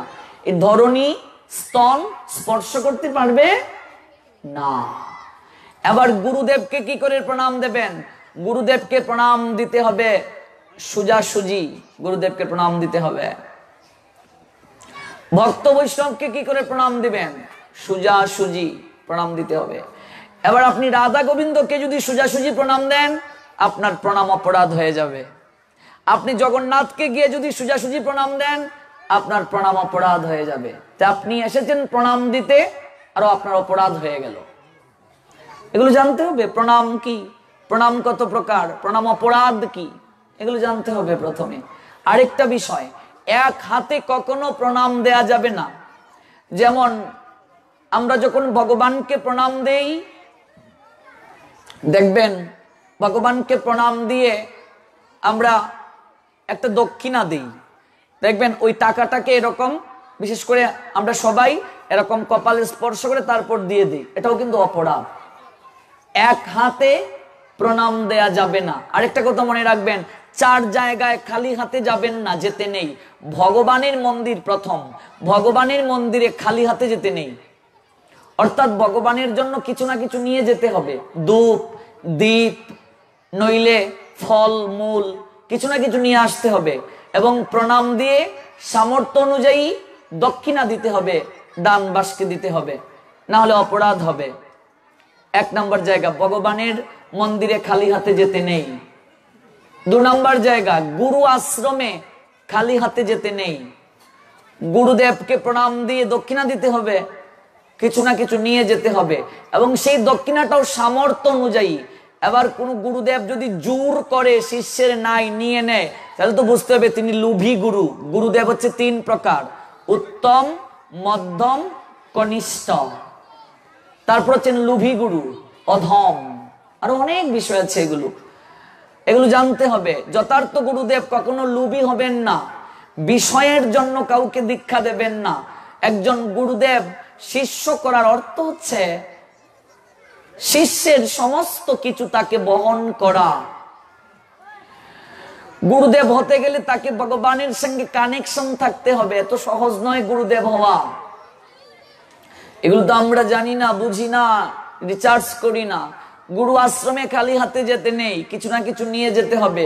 গুরুদেবকে প্রণাম করে সামর্থ্য অনুযায়ী দক্ষিণা দিতে হবে। ভক্ত বৈষ্ণবকে প্রণাম খালি হাতে দিতে নেই। ভক্ত বৈষ্ণব যদি কারো গৃহে রাত যাপন করে, অবস্থান করে, সেই গৃহের সমস্ত পাপ স্খলিত হয়ে যায়। তাকে সামর্থ্য অনুযায়ী ভোজনের পর দক্ষিণা দিতে হবে, এবং সেটা সামর্থ্য অনুযায়ী জোর করে নেওয়া যাবে না। তারপর 4 নম্বর জায়গা, ভাগবতীয় কথার আসরে খালি হাতে যেতে নেই। পাঠ শুনে দক্ষিণা দিতে হবে। দক্ষিণা এসে প্রথম নয়, এগুলো জানতে হবে। ভগবানের কথা শুনে তারপর ভাগবতকে প্রণাম দিয়ে, ভাগবতকে স্পর্শ করে ভাগবতের আশীর্বাদ নিতে হবে, তারপর দক্ষিণা দিতে হবে। ভাগবতের কথার আসরে আসার পর বিশেষ কার্য ছাড়া কখনো ভাগবত পাঠ শেষ না হলে না যাওয়াটাই সবচেয়ে উত্তম। এই কথাটা মনে রাখবেন। এবার বিশেষ কাজ হলে তো যেতেই হবে, নতুবা সম্পূর্ণ শেষ করে ভাগবতকে প্রণাম দিয়ে আশীর্বাদ নিয়ে গেলে পূর্ণ কৃপা হয়। এগুলো হচ্ছে প্রস্তুতি পর্ব। আমরা তো অনেকেই এগুলো জানি না। প্রস্তুতি পর্বগুলো আগে আমাদেরকে ভালো করে জানতে হবে। বলছিলাম সেই সকল কথার সূত্র ধরে যে আমরা ধর্ম পালন করছি অনেকেই, কিন্তু আমরা তত্ত্ব অনেকেই জানি না। তত্ত্ব জানতে গেলেই ভগবানের কথার বেশি করে আয়োজন করতে হবে। এই যে জগন্নাথ, বলদেব, সুভদ্রা, আপনাদের এই মন্দিরটা তো অতি প্রাচীন, যেহেতু 41তম মহাযজ্ঞ, মন্দির তো নিশ্চয়ই আরো অনেক আগে। এই যে জগন্নাথ, বলদেব, সুভদ্রা, আচ্ছা বলুন তো, বিয়ের পর সাধারণত মেয়েরা তো শ্বশুর বাড়িতেই থাকে, বাবার বাড়িতে মাঝে মাঝে বেড়াতে আসবে। তাহলে জগন্নাথ আর বলরামের বোন সুভদ্রা, তো সুভদ্রা মাঝখানে কেন বলুন তো? ভাইদের মাঝখানে কেন সুভদ্রা? প্রশ্ন আসতে পারে না? আমরা এতদিন যাবৎ জগন্নাথ মন্দিরে এসে প্রণাম দিচ্ছি, কখনো কি হৃদয় মাঝে এই প্রশ্নটা জেগেছে, সুভদ্রা মাঝখানে কেন? এই প্রশ্নটা কি আমাদের হৃদয়ে জেগেছে? দেখুন, তত্ত্ব না জানলে কিছুই হবে না। সুভদ্রা কেন মাঝখানে আমরা জানি না, শুনবো সেই কথা। অধিকাংশ মানুষ আমরা ধর্ম পালন করছি। এই যে দেখুন, তুলসী বৃক্ষ আনা হয়েছে পাঠের আসরে। কেন তুলসীর বৃক্ষ আনতে হয়? এটারও তো নিশ্চয়ই একটা কারণ আছে। তারপরে এই যে ব্যাস আসন, এই ব্যাস আসনের উৎপত্তি থেকে, যদিও গত বছরের চেয়ে অনেক সুন্দর করে আপনারা সাজিয়েছেন। এই ব্যাস আসনের উৎপত্তি থেকে, এটাও আমরা অনেকেই জানি না, কিন্তু আমরা কিন্তু অনুষ্ঠান করছি। এটা আমি সামগ্রিক পরিস্থিতির কথা বলছি, শুধু এই জায়গার কথা নয়। তারপর দেখবেন এই যে চন্দন আমরা পিষে আনলাম, মনে রাখবেন এটা হচ্ছে রক্ত চন্দন যেটা আনা হয়েছে। এই রক্ত চন্দন ভগবত সেবায় লাগে না। এই রক্ত চন্দন শক্তির ক্ষেত্রে ব্যবহার করা হয়, শক্তি তত্ত্ব।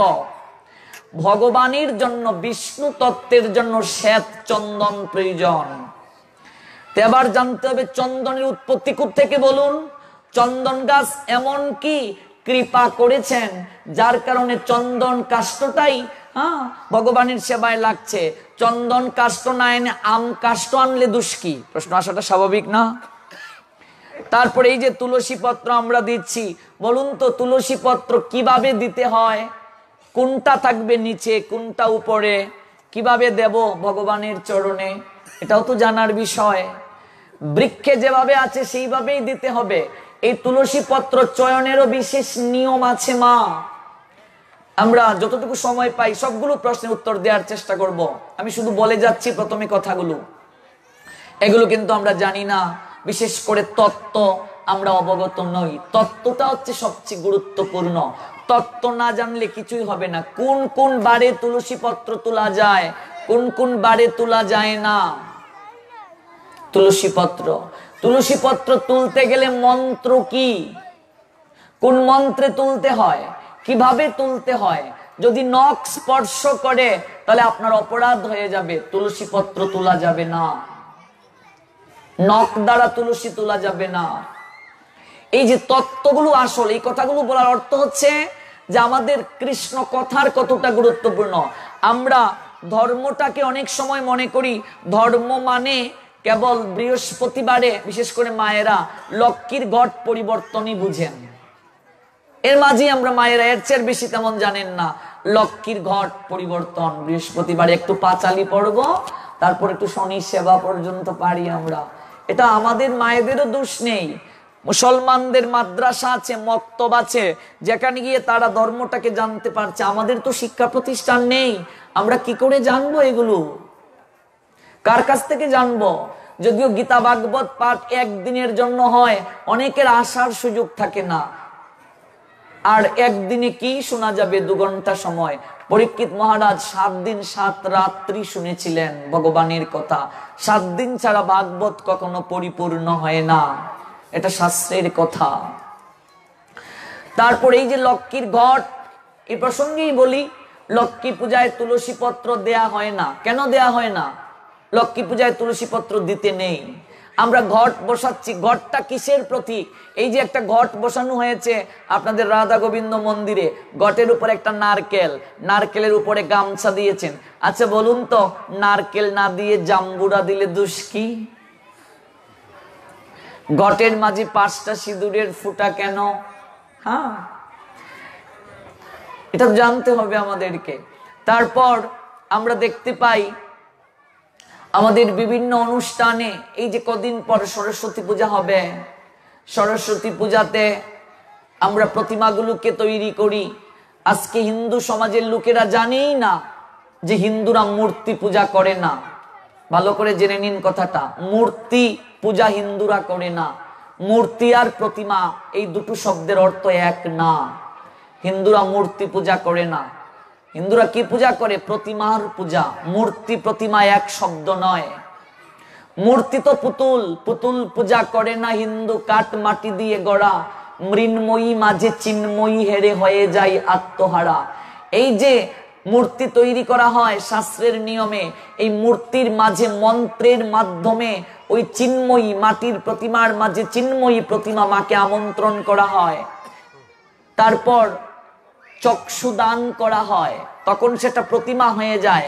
আবার মনে রাখবেন, প্রতিমা আর বিগ্রহ এক নয়, পার্থক্য আছে এগুলোর মাঝে। এগুলো বিস্তারিত শুনতে হবে, একটা বিষয় বললে অনেক সময় লাগবে। আমি এগুলো শুধু পয়েন্টগুলোকে তুলে ধরছি। আর বিশেষ করে আমি সবাইকে বলছি, যারা ইন্টারনেট ব্যবহার করেন, যেমন আমার প্রবচন প্রত্যেক দিন লাইভ করা হয় আমার আইডি থেকে, রাহুল কৃষ্ণ দাস। এখানে নিশ্চয় অনেকেই শুনেন, এই প্রভুজিরা শুনেন প্রতিদিন। ইয়েস, আমি দেখতে পাচ্ছি আপনারা শুনেন প্রতিদিন। এই যে এই অনুষ্ঠানটি ঘরে বসে আপনারা বাংলাদেশের যে জেলাতে হোক না কেন, আপনি ঘরে বসে অনুষ্ঠানটি প্রতিদিন শুনতে পাবেন। এই সিস্টেমটা হয়ে গেছে। এবং ইউটিউবে আমার নাম সার্চ করলে শত শত আমার পাঠ পাবেন ইন্টারনেটে। যারা বিভিন্ন জায়গায় যেতে পারছেন না, ঘরে বসে এই অনুষ্ঠানটা প্রতিদিন শুনবেন। এখনো যারা আমার আইডিতে যুক্ত হন নাই, রাহুল কৃষ্ণ দাস, এই আইডিতে যুক্ত হয়ে ঘরে বসেই প্রোগ্রামটা শুনুন, অনেক কিছু জানতে পারবেন যারা বিভিন্ন জায়গায় গিয়ে শোনার সুযোগ পাচ্ছেন না। আমি কেবল পয়েন্টগুলোকে উল্লেখ করছি, তারপর আমি চেষ্টা করব এই কম সময়ের মাঝে উত্তরগুলো দিয়ে যাওয়ার। তারপর দেখুন, এই সরস্বতী পূজাতে যেভাবে বিকৃত করে প্রতিমাগুলোকে নির্মাণ করা হয়, এই তারিখে পুরুষোত্তম মাসের কারণে সরস্বতী পূজা পিছিয়ে গেছে, ফাল্গুনে চলে গিয়েছে। গত তারিখে আমরা দেখলাম 4টা প্রতিমা ভাইরাল হয়েছে ইন্টারনেটে। দেখবেন এক জায়গায় দেখলাম মা সরস্বতীর প্রতিমা এইভাবে তৈরি হয়েছে, মা সরস্বতী এইভাবে সেলফি তুলছেন, এভাবে মায়ের প্রতিমা বানানো হয়েছে। এক জায়গায় মা সরস্বতী মোটর সাইকেলের উপরে মোটর সাইকেল চালিয়ে যাচ্ছেন, এইভাবে প্রতিমা তৈরি করেছে। এক জায়গায় অর্ধনগ্ন করে মায়ের প্রতিমা নির্মাণ করা হয়েছে, এক জায়গায় জামা কামিজ পরা মা। আচ্ছা বলুন তো, এই যে শাস্ত্রের সঙ্গে সম্পর্ক নাই আমাদের, আমরা সরস্বতী পূজা করি কিন্তু জানি না এই মা সরস্বতীর পরনে শাড়ি সাদা কেন, মা সরস্বতীর বাহন রাজহংস কেন, মা সরস্বতীর হাতে বীণা কেন, বীণায় তার কয়টা? 9টা তার। এই 9টা তার কিসের প্রতীক? নববিধা ভক্তির প্রতীক। এগুলো আমরা জানি না। মা সরস্বতীর হাতে বীণা, বীণায় তার কয়টা, লক্ষ্মীর বাহন পেঁচা কেন, দুর্গা পূজা করি হাত 10টা কেন, আমরা জানি না। পূজা করছি তত্ত্ব জানি না। আজকে এই পূজার দিন যদি একদিন পাঠের আয়োজন করা হতো, মা সরস্বতী নিয়ে বিস্তারিত আমরা জানতে পারতাম। এই জন্য পাঠ সব সময় প্রাধান্য দিতে হবে। আজকে দুর্গা পূজাতেও সারা বাংলায় হচ্ছে, মানুষ মডিফাই হচ্ছে, মানুষ অ্যাডভান্টেজটাকে রিসিভ করছে। বিভিন্ন পূজাতে এখন পাঠ চলছে, গীতা পাঠ, ভাগবত পাঠ, চণ্ডী পাঠ চলছে। এগুলো ছাড়া কখনো আমরা নিজেকে পরিবর্তন করতে পারবো না। সনাতনীরা প্রতিনিয়ত যে কার্য করছে, অথচ সেই কার্যের অর্থ না জেনে আমরা পরম্পরা ক্রমে করছি। এই যারা ইন্টারনেটে ব্যবহারে আছেন তারা জানেন, এই যে সংক্রান্তি গেল কয়েকদিন আগে, আমি বিভিন্ন জায়গায় সংক্রান্তি নিয়ে বিস্তারিত ব্যাখ্যা করছি যে সংক্রান্তির আগের দিন আমরা ভেড়ার গড় নামে যে ঘরটা তৈরি করি, এটা কত পাপ যে আমরা করছি। এটা মূলত ভেড়ার গড় নয়, এটা মহামহিম বিশ্বের চিতা। এবং এই ঘরের মাঝে আমরা বিভিন্ন মাছ মাংস ইত্যাদি খাচ্ছি, খেয়ে ভুল করছি, অথচ শাস্ত্র বলছে এই ঘরের মাঝে কোনো খাদ্যদ্রব্য গ্রহণ করতে নাই। 2 দিন অন্তত সাত্বিক আহার গ্রহণ করা উচিত, সংক্রান্তির আগের দিন আর সংক্রান্তির দিন। কাক ডাকার আগে স্নান করা উচিত, কারণ হচ্ছে সূর্যদেব মকর রাশিতে গমন করেন। কেউ যদি কাক ডাকার আগে ব্রাহ্ম মুহূর্তে সংক্রান্তিতে স্নান না করে, সে সূর্যের বিরাগ ভাজন হয়, অর্থাৎ সূর্যের কৃপা থেকে বঞ্চিত হয়। আর সূর্য যদি কারো প্রতি বিরাগ ভাজন হয়ে যান, তাহলে তার দেহের 25টা গুণ নষ্ট হয়ে যায়। কত কথা আছে এগুলো। সংক্রান্তি সম্পর্কে ব্যাখ্যা আমি বিশদভাবে করেছি, আমার ইন্টারনেট থেকে আপনারা এগুলো শুনে নেবেন। এরপরে দেখুন, সামাজিক কাজ বলুন, বিভিন্ন অনুষ্ঠান আদি বলুন, তত্ত্ব না জেনে করছি। আমি গত তারিখে ব্যাখ্যা করে গিয়েছিলাম শ্রী শ্রী কেন, তাই তো? জিওর বিভিন্ন জায়গায় লেখা হয়, জিওর শব্দটাকে গত তারিখে ব্যাখ্যা করেছিলাম।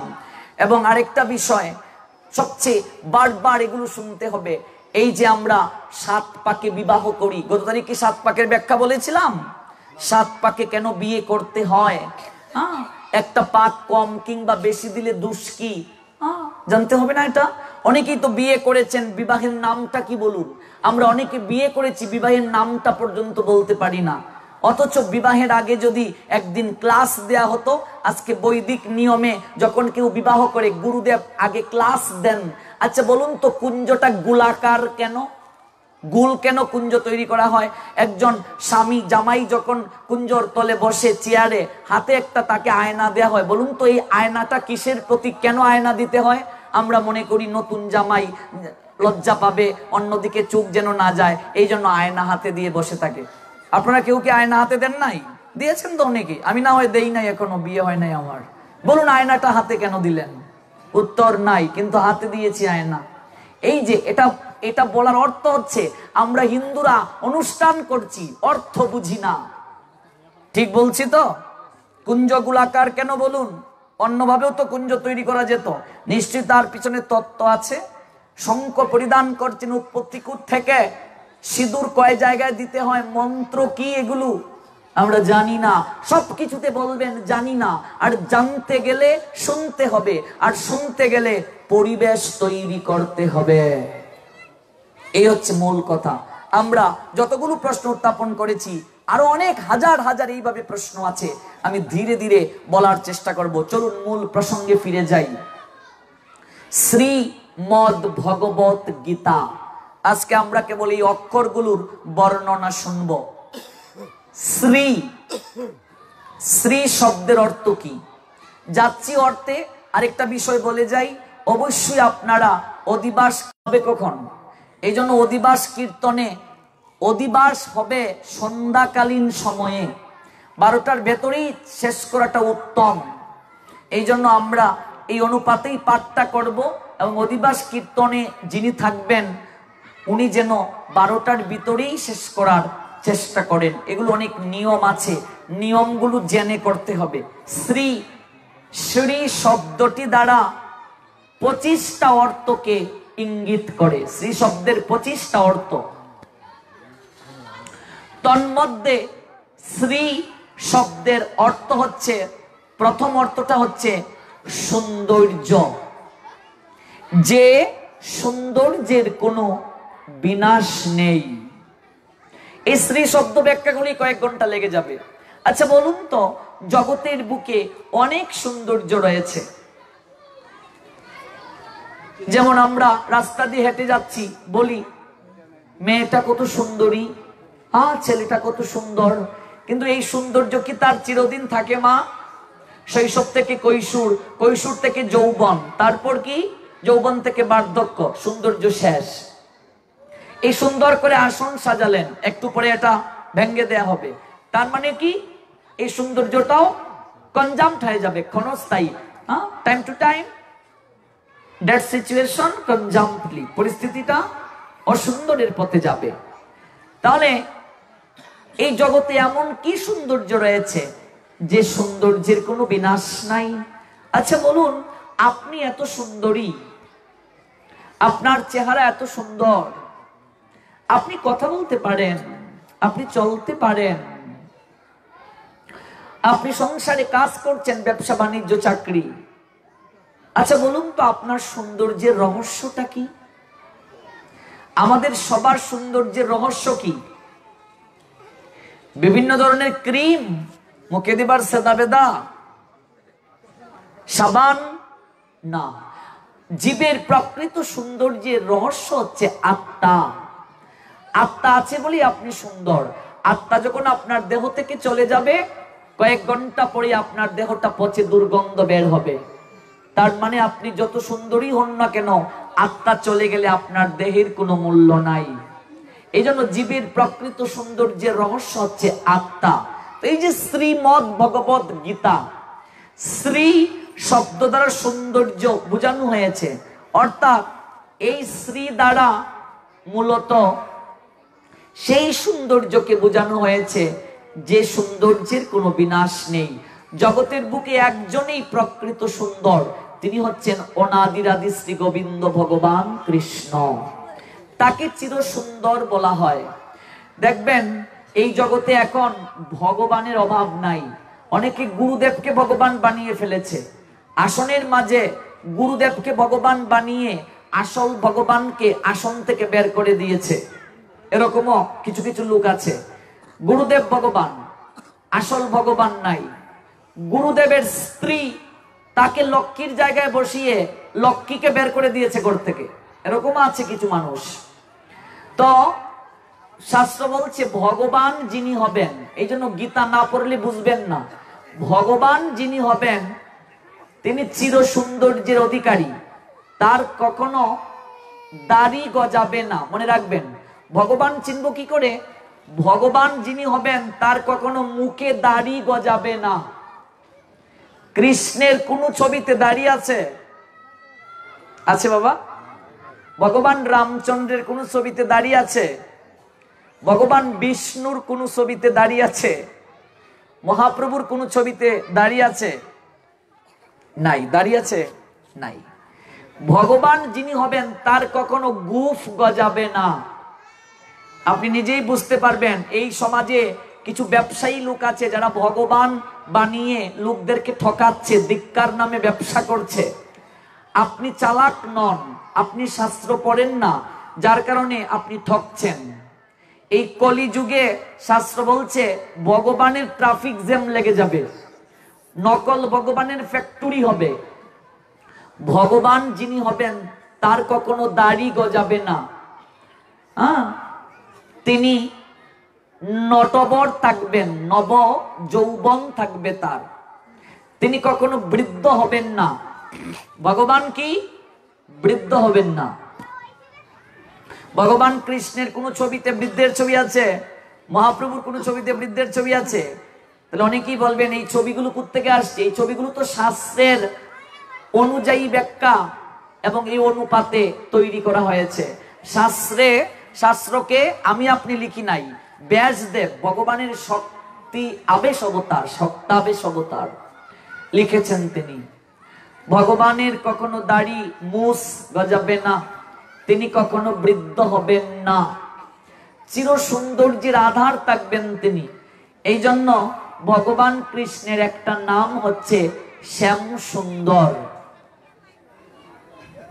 রাধারানী বলছেন, সখীরে ত্রিবঙ্গ ভঙ্গিম রূপ, বংশীদারি অপরূপ, রসময় গুণনিধিশালী, বর্ণ নব জলধর, শিরে শিকি পিচ্ছবর, অলকা তিলক শুভা পায়, পরিধানে পিতবাস, বদনে মধুর হাস, হেন রূপ জগত মাতায়। ইন্দ্র নীল যিনি কৃষ্ণ রূপ কানি, হেরিয়া কদম্ব মূলে, আমার মন উচাটন না চলে চরণ, সখীরে আমি সংসার গেলাম ভুলে। দেখুন কৃষ্ণের রূপের বর্ণনা দেয়া হয়েছে, এটা ব্যাখ্যা করলে অনেক সময় লাগবে। রাধারানী বলছেন, সখীরে ত্রিবঙ্গ ভঙ্গিম রূপ, বংশীদারি অপরূপ। কৃষ্ণের বাঁশিতে ছিদ্র কয়টা বলুন তো? জানেন? 9টা ছিদ্র। এই ছিদ্রগুলো কিসের প্রতীক? অনেক তত্ত্ব এগুলো। আচ্ছা বলুন, কৃষ্ণের বাঁশি তৈরিতে বাঁশ কেন ব্যবহার করা হলো? আরো তো কিছু ব্যবহার করা যেত, কত কথা। সখীরে ইন্দ্র নীল যিনি কৃষ্ণ রূপ কানি, হেরিয়া কদম্ব মূলে, আমার মন উচাটন না চলে চরণ, সংসারে গেলাম ভুলে। সংসার ভুলে গেলেন এই রূপ দর্শন করে। এমন সৌন্দর্য, এই সৌন্দর্যের কোনো বিনাশ নাই। এই সুন্দরকে চির সুন্দর বলা হয়েছে বাবা। জগতের বুকে চির সুন্দরকে যদি কেউ দর্শন করে, আর কোন সৌন্দর্যের দিকে তার মন আর তাকাতে চায় না। এই চির সুন্দর হচ্ছেন আমার অনাদিরাদি শ্রী গোবিন্দ ভগবান। গীতার প্রত্যেকটা শ্লোকে শ্লোকে, প্রত্যেকটা শ্লোকে শ্লোকে সেই চির সুন্দর ভগবান কৃষ্ণের মহিমা বর্ণনা করা হয়েছে। আমি সবার নিকটে অনুরোধ করে বলি, আপনারা একটু গীতাটাকে পড়েন, বাংলায় পড়ুন যদি সংস্কৃত না পারেন। অনেকে বলেন সংস্কৃত যদি পড়ি ভুল যদি হয়, হোক না ভুল, ভুল হলে কি হয়েছে? ভুল থেকে থেকেই তো শুদ্ধের উৎপত্তি। আমরা যারা এখন গীতা পাঠ করি, আমরা কি ভুল বলিনি? ভুল করে করেই তো এই পর্যন্ত এসেছি, এখনো তো অনবরত আমরা ভুল করছি। ভুল তো হবেই, ভুল হতে হতেই শুদ্ধের উৎপত্তি হয়। এই জন্য আপনি পড়ুন, জলে না নামিলে কেহ, শিখে না সাঁতার, হাঁটিতে শিখে না কেহ, না খেয়ে আছাড়, সাঁতার শিখিতে হলে আগে তবে নামো জলে, জলে না নামলে কখনো সাঁতার শেখা যাবে না, আছাড় না খেলে কখনো হাঁটা শেখা যাবে না। এই জন্য সাঁতার শিখতে হলে আগে আপনাকে কি করতে হবে? জলের মাঝে নামতে হবে। জলে না নামলে কখনো সাঁতার শেখা যায় না, আছাড় না খেলে কখনো হাঁটা শেখা যায় না। সাঁতার শিখিতে হলে আগে তবে নামো জলে। সংস্কৃতে আমরা অনেকেই দক্ষ নই, আমরা সংস্কৃত অনবরত ভুল বলছি। একটা কথা আমি বারবার বলি আপনাদেরকে, দেখুন ভগবান শ্রীমদ্ ভগবদ গীতায় স্পষ্ট করে বলে দিয়েছেন, দধামি বুদ্ধি ইয়াগাম। ভগবান বলছেন আমি তাকে বুদ্ধিযোগ দান করে থাকি। এই জগৎ সংসারে ভগবান বুদ্ধিযোগ দান করেন। তো বুদ্ধিযোগটা কখন ভগবান দান করবেন? দধামি বুদ্ধি ইয়াগাম। ভগবান যে বুদ্ধিযোগ দান করবেন, এই বুদ্ধিযোগটা তখনই ভগবান আপনাকে দান করবেন যখন আপনি ভগবানের সঙ্গে যুক্ত হবেন। যুক্ত না হলে কখনো ভগবান দান করবেন না। এই জন্য যুক্ত হতে হবে। অনেকেই দেখবেন ঠাকুর গড়ে লাল শালু দিয়ে, রুমাল দিয়ে গীতাটাকে বেঁধে রাখেন, প্রতিদিন চন্দন চর্চিত করে, তুলসী পত্র দিতে দিতে গীতার উপরে চট লেগে যায়, ভেতরে কি আছে খুলেও দেখে না। মরার পরে দেখবেন অনেকে মৃতদেহের বুকের মাঝে গীতা চাপিয়ে বল হরি হরি বল করে শ্মশানে নিয়ে যায়।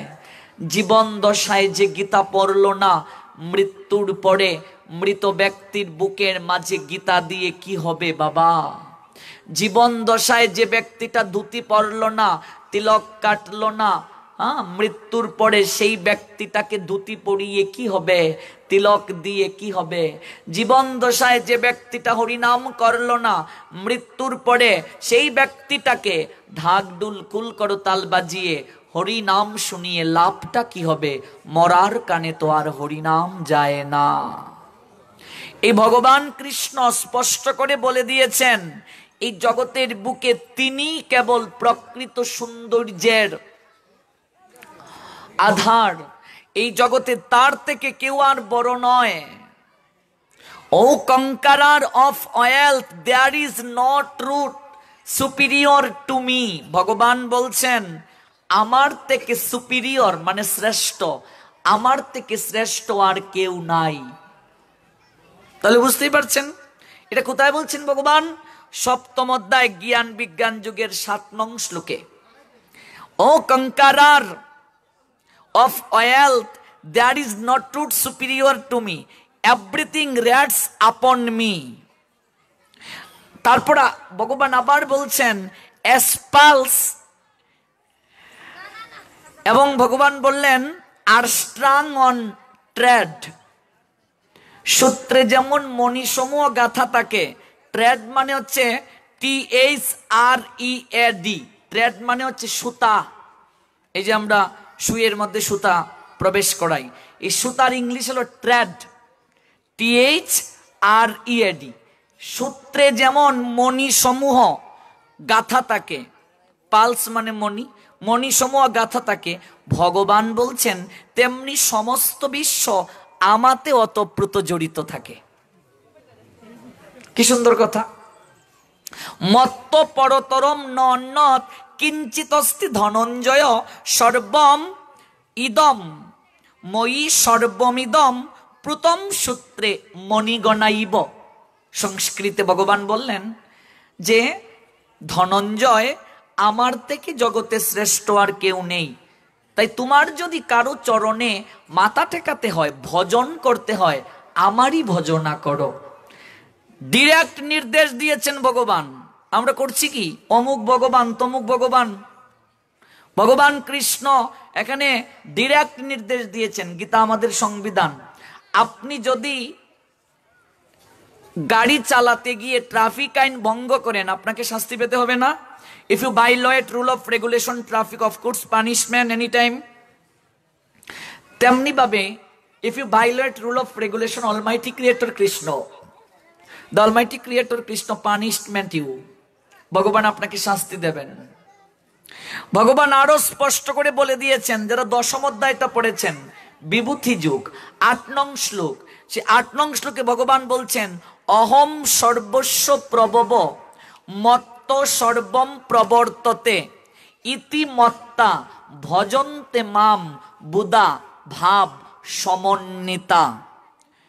I am the source of all spiritual and material worlds. ভগবান বলছেন আমি জড়োয়া চেতন জগতের সবকিছুর উৎস। অহম সর্বস্ব প্রভব মত্ত সর্বম প্রবর্ততে। সংস্কৃত, ইংলিশ, বাংলা তিনটাই বলছি, যেহেতু বাংলা ভাষাভাষী ছাড়াও অনেক ইংলিশ ভাষাভাষী লোকও এই অনুষ্ঠানটা দেখছেন। I am the source of all spiritual and material worlds. Everything emanates from me. বলছেন অহম সর্বস্ব প্রভব মত্ত সর্বম প্রবর্ততে ইতিমত্তা ভজন্তে মাম্বুদা ভাব সমন্বিতা। এভরিথিং এমানেটস ফ্রম মি, সবকিছু আমা থেকে সৃষ্টি হয়েছে। সন্দেহ আর কিছু আছে? স্পষ্ট করে ভগবান বলে দিয়েছেন সবকিছু আমা থেকে সৃষ্টি হয়েছে। আচ্ছা দেখুন, আমরা অনেকেই ভুল একটা ইনফরমেশন দিয়ে থাকি। অনেকে বলে এই সনাতন ধর্মের সৃষ্টি কে করেছেন? আমরা বলি ব্রহ্মার 4 পুত্র। এটা কিন্তু ভুল। গীতায় ভগবান স্পষ্ট বলে দিলেন এভরিথিং এমানেটস ফ্রম মি। এমানেটস মানে হচ্ছে উৎপন্ন হওয়া, সবকিছু আমা থেকে উৎপন্ন হয়েছে। তাহলে সবকিছু কার থেকে সৃষ্টি হয়েছে? ভগবান কৃষ্ণ থেকে। ব্রহ্মসংহিতা যারা পড়েছেন পঞ্চম অধ্যায় 1 নং শ্লোক, সেখানে বলা হয়েছে ঈশ্বর পরম কৃষ্ণ সচিদানন্দ বিগ্রহ অনাদির আদি গোবিন্দ সর্বকারণ কারণম। ভগবান বলছেন এই জগতের বুকে যখন কোনো জল ছিল না, স্থল ছিল না, তখনই আমি ছিলাম, তখনও আমি ছিলাম। ভগবান বলছেন জল যখন ছিল না, স্থল যখন ছিল না, কোনো কিছু যখন ছিল না, তখনও আমি ছিলাম। এই তিনিটাকে, আমিটাকে অনাদিরও আদি, অনাদির আদি, সর্বকারণের পরম কারণ। সেই সর্বকারণের পরম কারণ অনাদির আদি তিনি হলেন স্বয়ং ভগবান শ্রী গোবিন্দ। এখানে স্পষ্ট করে বলছেন এভরিথিং এমানেটস ফ্রম মি, সবকিছু আমার থেকে সৃষ্টি হয়েছে। তাই জগতের বুকে জ্ঞানী ব্যক্তি যারা, বুদ্ধিমান ব্যক্তি যারা, বুদ্ধিমান মানে ইন্টেলিজেন্ট, ওয়াইজ মানে জ্ঞানী, মেধাবী ব্যক্তি যারা, মেধাবী অর্থ হচ্ছে মেরিটোরিয়াস, কাজেই দ্য মেরিটোরিয়াস বা wise who perfectly know the engage in my devotional service and worship me with all their hearts. Worship মানে হচ্ছে পূজা। বুদ্ধিমান ব্যক্তি যারা, বিচক্ষণ ব্যক্তি যারা, মেধাবী ব্যক্তি যারা, ভগবান বলছেন মেধাবী ব্যক্তি যারা, বুদ্ধিমান ব্যক্তি যারা, তারা এই তত্ত্বটাকে অবগত হয়ে কেবল মাত্র আমার চরণ বন্দনা করে আমারই পূজা করে থাকে। কি সুন্দর তত্ত্ব। দশম অধ্যায়, কথা বলো না, দশম অধ্যায় বিভূতি যুগের 8 নং শ্লোকে অহম সর্বস্ব প্রভব মত্ত সর্বম প্রবর্ততে ইতিমত্তা ভজন্তে মামবুদা ভাব সমন্বিতা। আচ্ছা বলুন তো, ভগবান এই জগতের বুকে গীতার মাধ্যমে নির্দেশ দিলেন,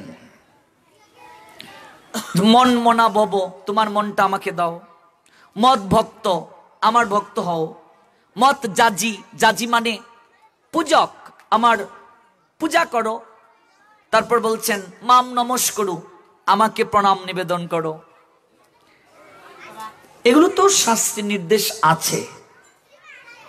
শাস্ত্রে যদি নির্দেশ থেকে থাকে, এরপরও তো ভগবান জগতের বুকে আসেন। ভগবান জগতের বুকে কেন আসেন? এই যে ভগবান জগতের বুকে উনি আসছেন, ভগবান জগতের বুকে কেন আসেন? আমরা গীতায় পেলাম 4th অধ্যায় জ্ঞান যুগের 7 এবং 8 নং শ্লোকে, নিশ্চয়ই শ্লোকটা সবাই জানেন, ইয়াদা ইয়াদাহি ধর্মস্য গ্লানির ভবতি ভারত।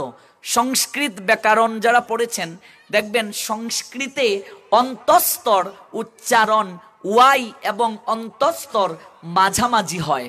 তাই সংস্কৃতে অন্তস্থ জ উচ্চারণ হবে ইয়া। যদা, এটা বাংলা ব্যাকরণ, এটা সংস্কৃত ব্যাকরণে ইয়া। যদা যদাহি, এটাকে সংস্কৃতে বললে ইয়াদা ইয়াদাহি। এই শ্লোকটা সবাই জানেন, ইয়াদা ইয়াদাহি ধর্মস্য গ্লানির ভবতি ভারত অভ্যুত্থানম অধর্মস্য তদাত্মানাম সৃজামি অহম পরিত্রাণায় সাধুনাম বিনা সায়চ দুষ্কৃতাম ধর্ম সংস্থাপনার্থায় সম্ভবামি ইয়াগে ইয়াগে। whenever there is a decline in religious practice, ভগবান বলছেন যখন যখনই ধর্মের গ্লানি হয়, whenever there is a decline religious practice, decline শব্দটির অর্থ হচ্ছে কমে যাওয়া। যখন এই সংসারে, যখন এই জগতে ধর্মীয় অনুশীলন কমে যায়, তো কমে গেলে কি ভগবান বলছেন ও ডিসেন্ডেন্টেড অফ ভারত, ভরতের বংশধর, এই জন্য ভারত। অ্যান্ড প্রিডমিনেট, প্রিডমিনেট কথাটার অর্থ হচ্ছে প্রধান, predominate rise of religion at that time I descend myself descent কথাটির অর্থ হচ্ছে নেমে আসা। মাইসেলফ মানে আমি। ভগবান বলছেন ইয়াদা ইয়াদাহি ধর্মস্য গ্লানির্ভবতি ভারত অভ্যুত্থানাম অধর্মস্য তদাত্মানাম সৃজাম্যহম পরিত্রাণাম সাধুনাম বিনাশায় চ দুষ্কৃতাম ধর্ম সংস্থাপনার্থায় সম্ভবামি যুগে যুগে। যখন যখনই ধর্মের গ্লানি হয়, অধর্মের অভ্যুত্থান হয়, তখনই আমি নিজেকে অবতীর্ণ করি, আমি নিজেকে এই জগতে নামাই। অনেক তত্ত্ব আছে, বুঝতে হবে। তো কেন নামাও তুমি? কেন তুমি আসো? তুমি না নিজে বললে তৃতীয় অধ্যায় কর্মযুগে তোমার জগতের বুকে জন্মও নাই কর্মও নাই। নিশ্চয়ই পড়েছেন? ভগবান তো বলছেন আমার জন্ম নাই কর্ম নাই, কোনো কিছু নাই। তোমার জন্ম কর্ম নাই, তাহলে যে তুমি বললে তুমি আসো। ভগবান বলছেন আমার জগৎ সংসারে কর্ম করার প্রয়োজনীয়তা নাই, কোনো কর্ম নাই আমার, এরপরও কিন্তু আমি কর্ম করি। আমার জন্ম নাই, এরপরেও আমি জন্ম ধারণ করি। কেন করো? কি চমৎকার এখানে ভগবান উত্তর দিলেন, আমি কেন কর্ম করি। তার আগে ভগবানের যে জন্ম কর্ম নাই সেই কথাটা কোথায় বলা আছে? সেই কথাটা তৃতীয় অধ্যায় কর্মযুগের আপনি যখন 22 নং শ্লোকটা পড়বেন, সেখানে দেখবেন ভগবান বলছেন নমে পার্থ অস্তি কর্তব্যম ত্রিষু লোকেষু কিঞ্চন ন অনবাপ্তব্যম অবাপ্তব্যম বর্তে এবচকর্মাণি। হে পার্থ, ত্রিজগৎ সংসারে আমার কর্তব্য কর্ম বলে কিছু নাই, আমার অপ্রাপ্ত কিছু নেই, প্রাপ্তব্য বলেও কিছু নেই, তবু আমি কর্মে ব্যাপৃত আছি। কেন আছো? যদি হি অহম ন বর্তেয়ম জাতু কর্মণি অতিনৃত মম বর্ত অনুবর্তন্তে মনুষ্যে পার্থ সর্বস্ব। আমি যদি কর্ম না করি জগতের কেউ কর্ম করবে না। বাবা যদি নিজে সিগারেট খেয়ে তার ছেলেকে বলে আজ থেকে তুই সিগারেট খাস না, ছেলে নাও মানতে পারে, বলবে তুমি খাও, আমাকে কি করে বলো। ভগবান জগতের বুকে মূলত আসেন নিজে কর্ম করে আচরণ করে জগৎ জীবকে শিক্ষা দেওয়ার জন্য। কোথায় আছে সেই তত্ত্ব? শ্রীমদ্ ভগবদ গীতা তৃতীয় অধ্যায় কর্মযুগ 21 নং শ্লোক। Whatever action a great man performs, common men follow. যত যত আচরতি শ্রেষ্ঠ তত্ত্বতে বইতর জনঃ। তারপর বলছেন and whatever standards sets of exemplary etc. all the words pursue. pursue মানে হচ্ছে অন্বেষণ করা। বলছেন সযৎ প্রমাণম কুরুতে লোকতনুবর্ততে। শ্রেষ্ঠ ব্যক্তিগণ যাহা আচরণ করেন অপর সাধারণ জন তাকে অনুকরণ করেন। তিনি যা প্রমাণ করে যান জগতের বুকে সবাই তাকে অনুসরণ করেন। Whatever action a great man performs common man follow and whatever standard sets of exemplary extra all the words pursue. জগতের সবাই তাকে অনুসরণ করে, যদিও জগতের বুকে তার জন্ম তার কর্ম স্বাভাবিক মানুষের মতো না। এটা ভালো করে বুঝবেন। ভগবান যে জন্মগ্রহণ করেন মা, ভগবান যে জগতের বুকে আসেন, এই ভগবানের জন্মটা আমাদের সাধারণ মানুষের মতো না। তাহলে ভগবানের জন্মটা কার মতো? ভগবান নিজে বলছেন চতুর্থ অধ্যায় জ্ঞান যুগ, সেই জ্ঞান যুগে আপনারা যখন 9 নং শ্লোকটা পড়বেন, 9 নং শ্লোকে ভগবান এখানে স্পষ্ট বলে দিয়েছেন তার জন্মটা কিভাবে। জন্ম কর্ম চমে দিব্যম এবং য ব্যক্তি তত্ত্বত ত্যক্তা দেহম পুনর্জন্ম নয়তি মামেতি সর্জুন। One who knows the transcendental nature in my appearance. appearance মানে হচ্ছে আবির্ভূত হওয়া। আমার যে জন্মটা, এই জন্মটা সাধারণ মানুষের মতো না। সাধারণ মানুষের জন্ম কিভাবে হয়? পিতা মাতার মিলনের মাধ্যমে। ভগবানের জন্ম এইভাবে না। জন্ম কর্ম চমে দিব্যম এবং, আমার জন্মটা দিব্য। দিব্য কিভাবে? ভগবান আবির্ভূত হন। দেখবেন কংসের কারাগারে যখন ভগবান আসছেন, তখন তিনি দেবকীর কুলের মাঝে আসছেন, এরকম প্রসবের মাধ্যমে নয় মা। সিরিয়ালে ওটা দেখেছো? 4 হাত নিয়ে ভগবান প্রথম আসলেন। সে অনেক লীলা ভাগবতে আছে। দেবকী এইভাবেই প্রার্থনা করেছিলেন ভগবানকে। তারপর বন্দনা করার পর 4 হাত থেকে 2 হাত হলেন, ভবিষ্যৎবাণী দিলেন, দৈববাণী দিলেন, নন্দালয়ে নিয়ে গেলেন। তার পূর্বে আবার যমুনার মাঝে তিনি যমুনাকে কথা দিয়েছিলেন। এই যমুনা ছিলেন পূর্বলীলায় বিরজা, বিরজার কুঞ্জে গিয়েছিলেন ভগবান। তারপর রাধারানী গোবিন্দকে গিয়ে ধরলেন, সেখানে রাধারানী অভিসম্পাদ দিলেন, তোর জল হওয়ার ইচ্ছে বিরজা, যা জল হয়ে যা তুই। কারণ রাধারানী যখন গেলেন, ভগবান সঙ্গে সঙ্গে সাপ হয়ে গিয়েছিলেন আর বিরজা জল হয়ে গিয়েছিলেন। রাধারানী অভিসম্পাদ দিলেন, যা জল হয়ে যা। তো কি কান্না শুরু করলো বিরজা। ভগবান বললেন, তোমার অতৃপ্ত ইচ্ছে পূরণ করব। আমি যখন কংসের কারাগার থেকে নন্দালয়ে যাব, তখন আমি তোমার ইচ্ছে পূরণ করব। এই জন্যই তো বসুদেবের কুল থেকে এই যমুনায় পড়ে গিয়েছিলেন। বিরজা যমুনা হয়ে জন্ম নিয়েছিলেন। এই যমুনার বিলাপ আছে। এই যমুনার বিলাপ 3 দিন বললেও তো শেষ হবে না। যমুনা কত অপেক্ষা করেছিল গোবিন্দের চরণ পাওয়ার জন্য, কত যে অপেক্ষা করেছিল। এরপরে যমুনা সহজে গোবিন্দকে ছাড়ে না। এদিকে বসুদেব তো পাগলের মতো, পাগলের মতো অন্বেষণ করছেন। যে পুত্র জন্ম নিয়ে একদিনও বাবা বলে ডাকলো না, আজকে যমুনার জলে তাকে হারালাম। আমি কি গিয়ে জবাবটা দেব দেবকীর কাছে? কোথায় তুমি? পুত্র পুত্র বলে কান্নাকাটি করছেন। যমুনা, ছেড়ে দাও না। বলছি না যমুনা আবার আসবে, বলছে না, এখানে কেউ নেই তোমাকে আমার কাছ থেকে জোর করে নিয়ে যাওয়ার। ওই জায়গাতে আমার ইচ্ছে পূরণ হয়নি। স্বয়ং রাধারানী এসে প্রতিবন্ধকতা সৃষ্টি করে, বাধা প্রদান করেছিল, প্রতিবন্ধকতা করেছিল। আজকে তো কেউ আমার কাছ থেকে তোমাকে নিয়ে যাওয়ার নাই, তোমাকে ছাড়বো না। গোবিন্দ দেখছেন বসুদেব কান্নাকাটি করছেন।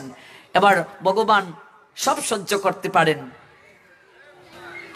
ভগবান 2টা জিনিস সহ্য করতে পারেন না মা, ভক্তের অহংকার আর ভক্তের নয়নের জল।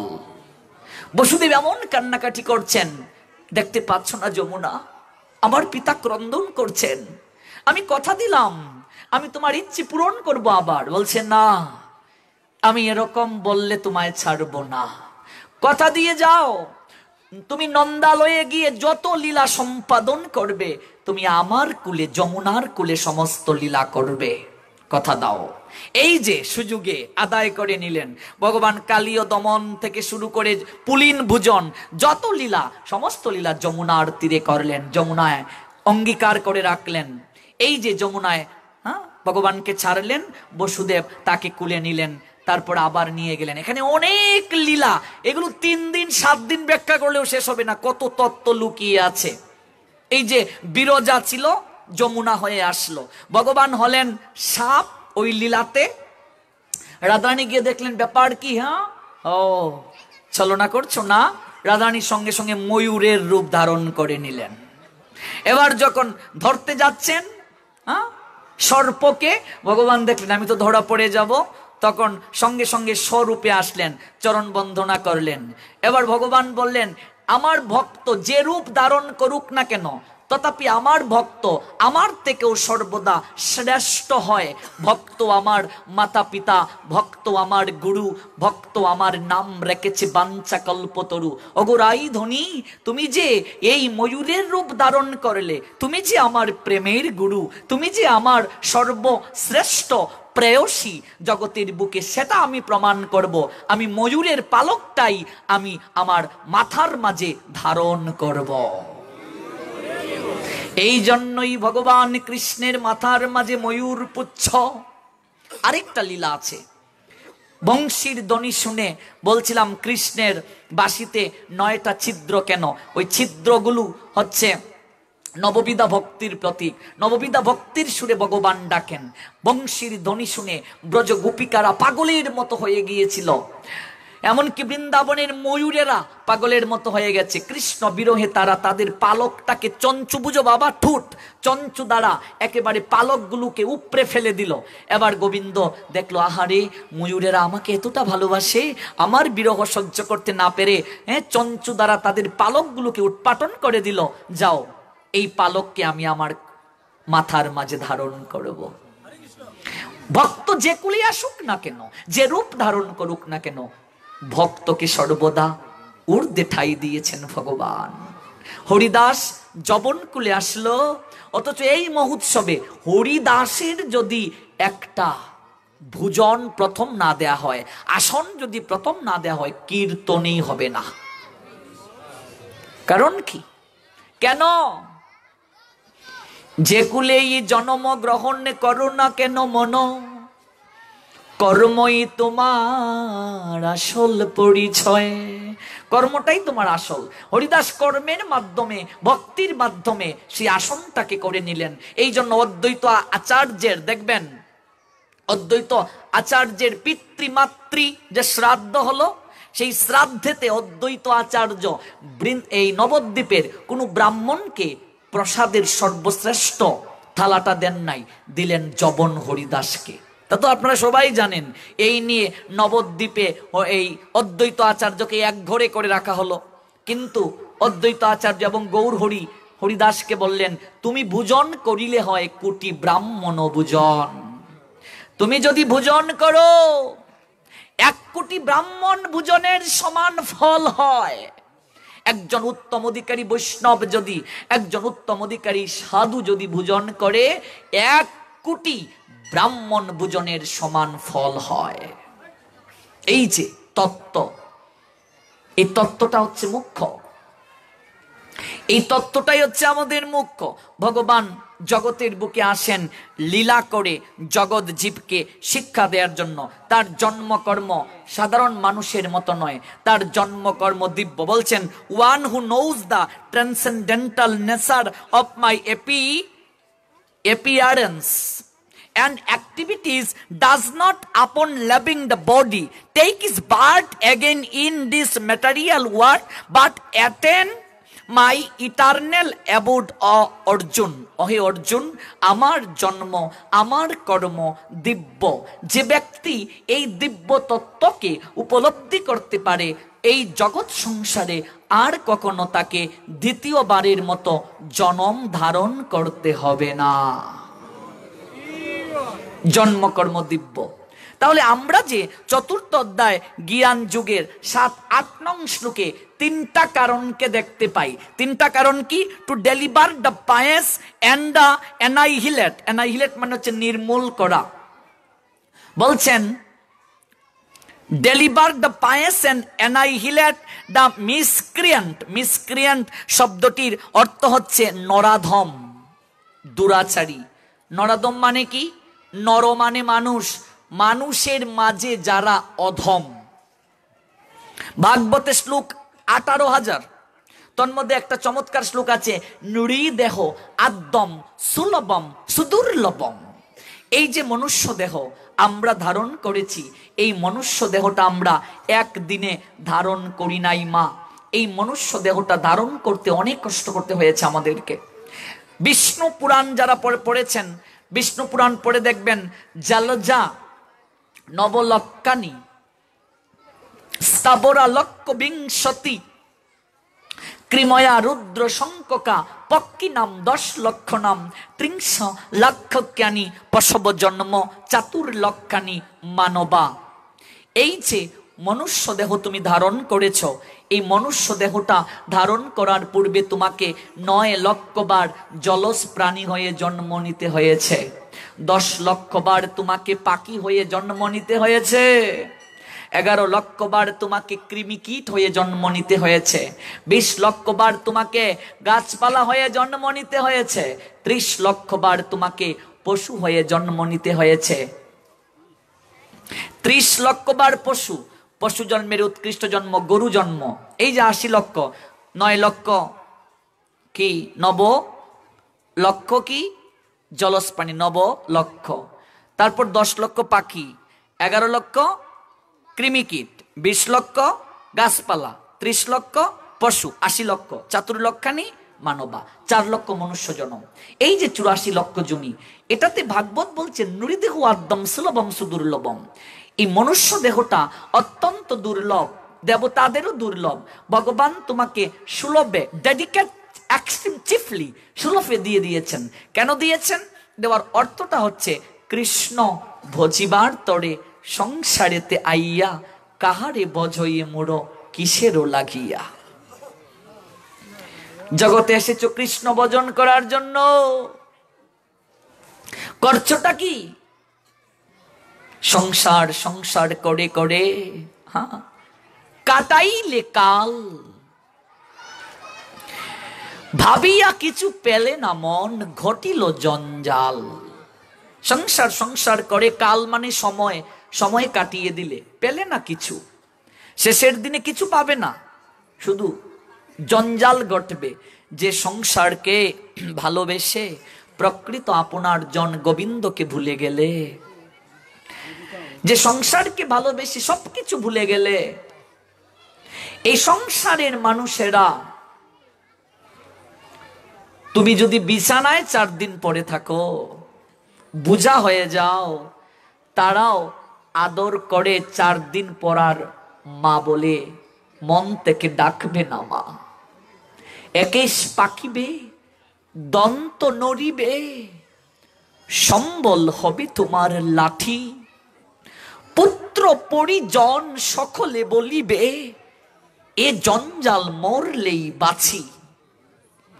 চুল যেদিন পাকবে, দাঁত যেদিন নড়বে, লাঠি ছাড়া যেদিন হারতে পারবে না, সেদিন পুত্র পরিজন বলে জঞ্জাল মরে না কেন, মরলেই বাঁচি, মরলেই বাঁচি। সংসার বড় বিচিত্র গো বাবা। এই সংসারে যতদিন খাটতে পারবে, সংসারকে যত দিতে পারবে, সংসার তোমাকে তত ভালোবাসে। সংসারে যেদিন কিছু দিতে পারবে না মা, অচল যেদিন হয়ে যাবে, যতদিন করে জন ধন উপার্জন, যতদিন মানুষ ধন উপার্জন করতে পারবে, ধন মানে শুধু টাকা না, এই যে শারীরিক শ্রম দিচ্ছ সংসারে, এটাও ধন। যতদিন করে জন ধন উপার্জন, ততদিন বসে থাকে নিষ্পরিজন, আত্মীয় স্বজন বন্ধু বান্ধবের অভাব নাই। পরে যখন বৃদ্ধকালে জীর্ণ হবে দেহ, ডেকেও জিজ্ঞেস করবে না কেহ, কেউ জিজ্ঞেস করবে না। সংসারটা কেমন? কমল দল জল, জীবন টলমল। কমল মানে পদ্ম বাবা, জলের মাঝে পদ্ম পুষ্প যখন থাকে দেখবে টলমল টলমল করে। জল থেকে যখন ফুলকে তুলে নাও, পুষ্পকে তুলে নাও, একটু পরেই সজীবতা নষ্ট হয়ে যায়। এই দেহে যতদিন পূর্ণিমা থাকবে, সবাই তোমাকে দেখে আনন্দ পাবে, তোমাকে প্রাপ্তির জন্য লালায়িত থাকবে। আর যেদিন ঘোর অমাবস্যা তোমার জীবনে আসবে, সেই দিন কেউ তোমাকে আর ভালোবাসবে না। তাই তো বললেন ভজ হরিপদ নীতিরে মন। হরি মন, এই তত্ত্বটা এখনো বুঝলি না? সংসারে এসেছিস হরির চরণে মাথা ঠেকানোর জন্য। ভজ হরিপদ নীতিরে এদন যৌবন পুত্র পরিজন, ইথে কি আছে পরতিতি রে। পরতিতি মানে পরিতৃপ্তি, প্লিজমেন্ট। এই ধন যৌবন পুত্র পরিজন এগুলো তোমাকে কখনো পরিতৃপ্তি দান করতে পারে না, প্রকৃত পরিতৃপ্তি দান করতে পারে না। কমল দল জল, জীবন টলমল, ভজ হরিপদে নীতিরে। হরির চরণে একমাত্র মাথা ঠেকানোটাই মনুষ্য জীবনের একমাত্র উদ্দেশ্য। এই উদ্দেশ্য থেকে যদি তুমি সরে যাও, সংসারে তুমি কষ্ট ব্যতীত আর কিছু পাবে না। ভগবান আসেন to deliver the pious and annihilate the miscreant as well as to reestablish the principle of religion. I myself appear millennium after millennium। তিনটা কার্য: দুষ্কৃতিকারীর বিনাশ, ধর্মকে সংস্থাপন, সাধুকে রক্ষা। সাধু যদি না হও, রক্ষা পাবে না সংসারে। ভগবান বললেন আমি কেন আসি? ভগবান বলছেন অ্যানাইহিলেট দ্য মিসক্রিয়েন্ট, মানে কি? আমার অবাধ্য যারা, তাদেরকে নির্মূল করার জন্য। আমার যারা বাধ্য না, আমাকে যারা ভালোবাসে না, তাদেরকে নির্মূল করার জন্য। অ্যানাইহিলেট মিসক্রিয়েন্ট। আর কি করো প্রভু? শেল্টার, আশ্রয় দেই। শেল্টার দ্য ডিভোটি, ভক্তদেরকে আশ্রয় দেই। কিভাবে আশ্রয় দাও? গৌর হরি বললেন ভক্ত করে, ভক্তের লীলা আমি করি প্রেম তরঙ্গ লীলা। ভক্তের জীবন বেলা চলে গেলে আমি নিজের হাতে বৈঠাবই। ভক্ত করে ভক্তের খেলা আমি করি প্রেম তরঙ্গ লীলা। ভক্তের জীবন বেলা চলে গেলে আমি নিজের হাতে বৈঠাবাই। পুরস্কারটা কি? শেল্টারটা কি? অন্তিমে ভগবান নিচে মাঝি হয়ে আসেন। বাবা মাঝি, মাঝি হয়ে আসেন। এই যে শ্রীধর মহাপ্রভুর পার্ষদ, মা গঙ্গা মায়ের পূজা করত, মা গঙ্গার পূজা, এই শ্রীধরের মাঝি হয়ে এসেছিলেন ভগবান। আমরা দেখতে পাই ভগবান শ্রীরামচন্দ্রকে লীলা অন্তে সরযূ নদী পার করে দিয়েছিলেন একজন মাঝি। ওই মাঝি জাগতিক সংসারে এপার ওপার পারাপার করে, আর জগৎ সংসার পারাপার করার মাঝি ভগবানকে সে পারাপার করে দিয়ে দেখিয়ে দিল, যেখানে ভগবান রামচন্দ্রকে ওই এপার ওপার পারাপার করার মাঝিটা বলছিল হাতে তো করি নাই, আমি তো করি ব্যতীত কাউকে পারাপার করি না। ভগবান রামচন্দ্রকেও যদি ভগবান হয়ে লীলাতে করির কথা বলতে হয়, আমরা সংসারী মনুষ্য জীবের কি হবে গো? ভবের ঘাটে যেদিন গিয়ে বসবো, হ্যাঁ, আমি আগে এসে ঘাটে রইলাম বসে, সে যে পিছে এসে আগে গেল, আমি রইলাম বসে। হরি দিন তো গেল, সন্ধ্যা হলো, পার করো আমারে। ভেবে দেখেছ গগনে বেলা নাই বাবা, বেলা নাই।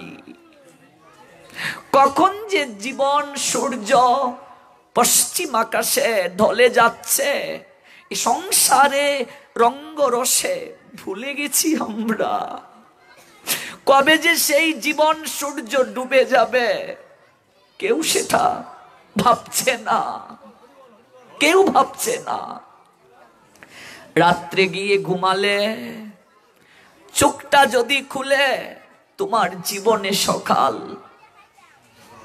আর যদি না খুলে পরকাল। যাবে কি নিয়ে? যাওয়ার সম্বল কি করেছি আমরা? এই নাম যদি না করি, নামই কখনো নিতে আসবে না। গৌর হরি বললেন চেত দর্পণ মার্জানম বাবা মহাদাবাগ্নি নির্বাপনম শ্রেয় কৈরব চন্দ্রিকা বিতরণম বিদ্যা বধু জীবনম। আনন্দম বুদ্ধিবর্ধনম প্রতিপদম পূর্ণমৃতাস্বাদনম সর্বাত্মা স্নপনম পরম বিজয়তে শ্রীকৃষ্ণ সংকীর্তনম। শ্রীকৃষ্ণ সংকীর্তন, এই যে নাম, এই নামের মাঝে সমস্ত শক্তি মহাপ্রভু অর্পণ করে দিয়েছেন। এই নাম জপ করতে করতে যখন এই চিত্তের সমস্ত ময়লা, সমস্ত আবর্জনা ধুয়ে মুছে পরিষ্কার হয়ে যাবে বাবা, তখন দেখবে এই নাম যখন নেবে হৃদয়ে এক অপ্রাকৃত আনন্দ অনুভূত হবে। রাধারানী বলছেন, সখী রে, একটা বদন আমাকে বিধি দিয়েছে, এক বদনে কৃষ্ণ নাম কত করব রে সখী, লক্ষ বদন কেন আমাকে দিল না?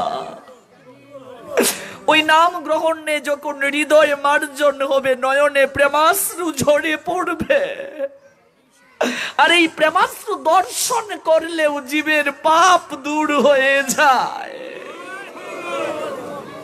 কৃষ্ণ বলে, কাঁদে যে সুকৃতি জন, সেই ক্রন্দন দর্শনে হয় সর্ববিঘ্ন বিমোচন। হরি মন, কৃষ্ণ বলে কাঁদে যারা, ওই ক্রন্দন দর্শন করলেও তোমার সমস্ত দুঃখ দূর হয়ে যায়। এটা কিভাবে হবে? গুরু গৌরাঙ্গের সঙ্গে সম্পর্ক থাকতে হবে বাবা। যথার্থ সদ্গুরু সবার ভাগ্যে আসে না। ব্রহ্মাণ্ড ভ্রমিতে কোনো ভাগ্যবান জীব গুরু কৃষ্ণ প্রসাদে পায় ভক্তি লতা বীজ।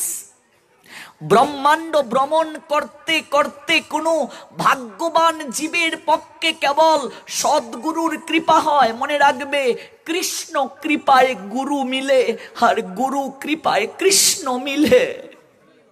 যদি কারো ভাগ্যে সদ্গুরুর কৃপা হয়ে যায়, তত্ত্বদ্রষ্টা গুরুদেবের কৃপা হয়ে যায়, আর সেই গুরু আদেশে যদি কেউ গৌরাঙ্গের আরাধনা করতে পারে, তার শেষের দিনে আর কোনো ভয় নাই। আমাদের গুরু পরম্পরায় এই যে জগন্নাথ দাস বাবাজি মহারাজ, বৈষ্ণব সার্বভৌম সিদ্ধ বাবা ছিলেন তিনি। এই জগন্নাথ দাস বাবাজি শ্রী বৃন্দাবনীয় শৃঙ্গার বটের বাঁকুড়া জেলার পুরুলিয়া অর্থাৎ পশ্চিম বাংলা পাটের শ্রী জগদানন্দ গোস্বামী মহাত্মনের মন্ত্র শিষ্য ছিলেন এবং গোবর্ধনবাসী শ্রীল কৃষ্ণদাস বাবাজি মহারাজের ভ্যাকের শিষ্য ছিলেন।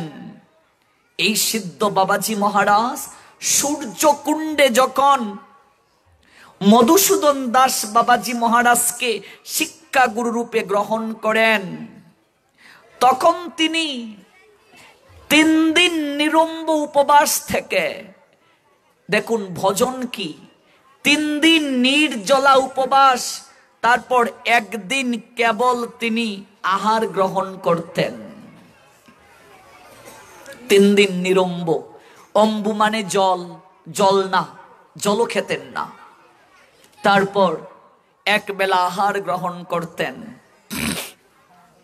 রাত্রিতে একেবারে অল্প শয়ন করতেন, সমস্ত রাত বসে হরিনাম করতেন এবং ব্রাহ্ম মুহূর্তে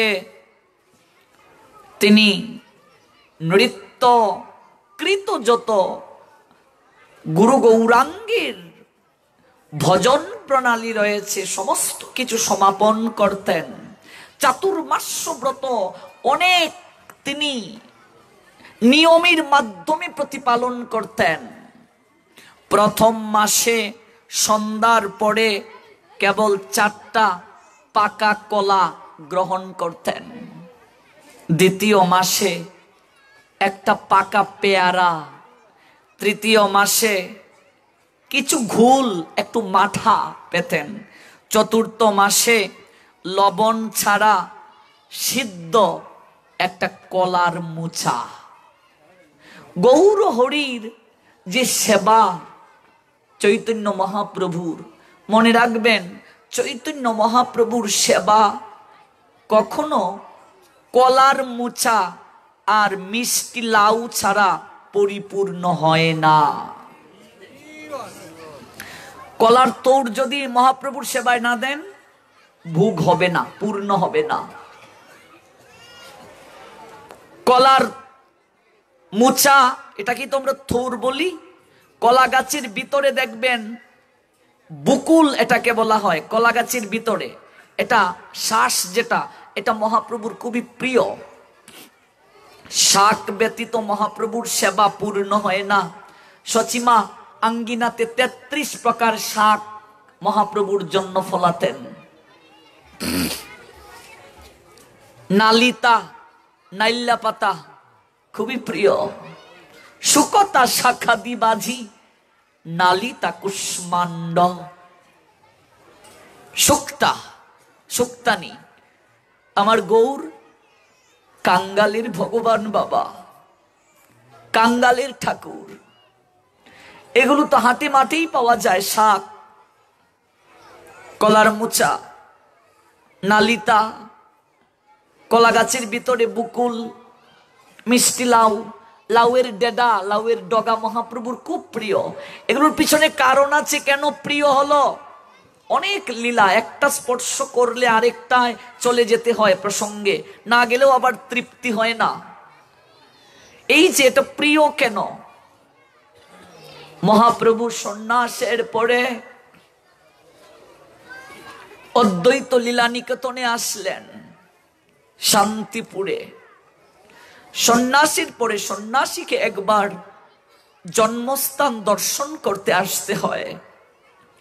গৌরহরি আসলেন, লক্ষ লক্ষ ভক্ত গৌরকে দর্শন করার জন্য যাচ্ছেন।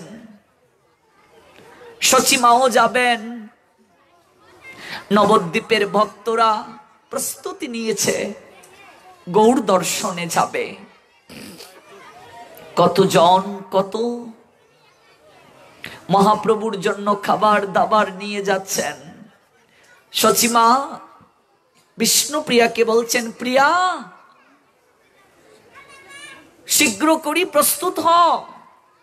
ওরে আমার নিমাই ফিরে এসেছে রে, আমরা শান্তিপুরে যাব। হঠাৎ করে শ্রীবাস সচিমাকে বললেন, বধূমাতা প্রিয়ার যাওয়ার অনুমতি নাই। ভেবে দেখো বাবা, শান্তিপুর থেকে নবদ্বীপ বেশি দূরে না। যারা গিয়েছ অদ্বৈতের শ্রীপাঠ থেকে, বাবলাতলা থেকে বেশি দূরে না নবদ্বীপ। বিয়ের পর স্ত্রীকে রেখে চলে গেলেন। একটা নারীর জীবনের পূর্ণতা কিসে? বিয়ের পর মাতৃত্বে, স্বামী সুহাগিত পূর্ণতা। বিয়ের পর যে স্ত্রী স্বামীর সুহাগ পেল না, তার মতো দুর্ভাগিনী জগতে আর কেউ হতে পারে না, দুঃখিনী কেউ হতে পারে না। আজকে বিষ্ণুপ্রিয়া বিয়ের পরই স্বামী হারা হয়ে গেল। জগৎ জীবের কল্যাণের জন্য গৌরহরি বিষ্ণুপ্রিয়াকে রেখে সন্ন্যাস নিয়ে গেলেন।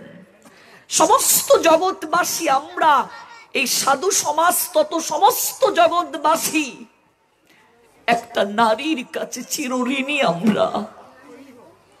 আর সেই নারীটাই হচ্ছে জগৎ জননী বিষ্ণুপ্রিয়া। আজকে সেই জননী যদি বিষ্ণুপ্রিয়া মহাপ্রভুকে সন্ন্যাসে বাধা দিতেন, আজকে কলি হতো জীব উদ্ধারের পথ পেত না, উদ্ধারের পথ খুঁজে পেত না। সেই বিষ্ণুপ্রিয়া, তার কি দোষ বাবা? বিয়ের পর সে তো স্বামীর আদর পেল না। সেই বিষ্ণুপ্রিয়া কতটা ত্যাগ, কতটা তপস্বিনী নারী দেখুন।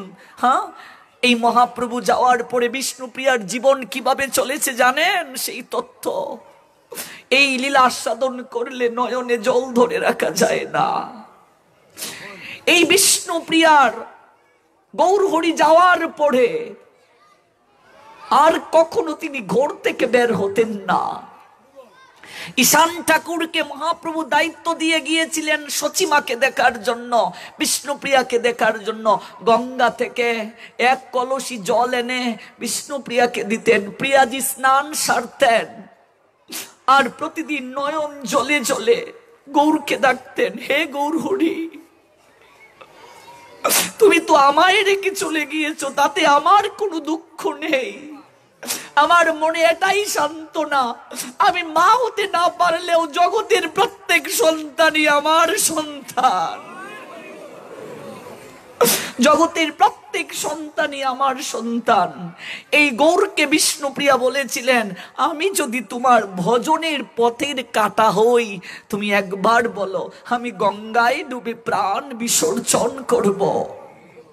কতটা ত্যাগ করলেন দেখুন সেই প্রিয়াজি। আমি একেবারে সংক্ষেপে বলছি, গৌরহরি যাওয়ার পরে প্রত্যেক দিন হরে কৃষ্ণ মহামন্ত্র একবার বলতেন, হরে কৃষ্ণ কৃষ্ণ কৃষ্ণ হরে হরে, হরে রাম রাম রাম হরে হরে।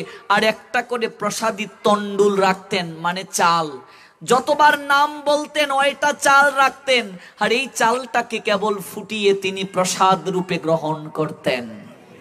ভাবা যায় ভজন কাকে বলে? এই বিষ্ণুপ্রিয়া পরে ধামেশ্বর মহাপ্রভুর সঙ্গে মিলিত হয়ে গিয়েছিলেন, লীন হয়ে গিয়েছিলেন বিগ্রহের সঙ্গে। দেখবেন ধামেশ্বর মহাপ্রভুর নাকের মাঝে বিষ্ণুপ্রিয়ার নুলক আছে, সে অনেক লীলা। আজ বিষ্ণুপ্রিয়া প্রস্তুতি নিচ্ছে, গৌরকে দেখতে যাবে।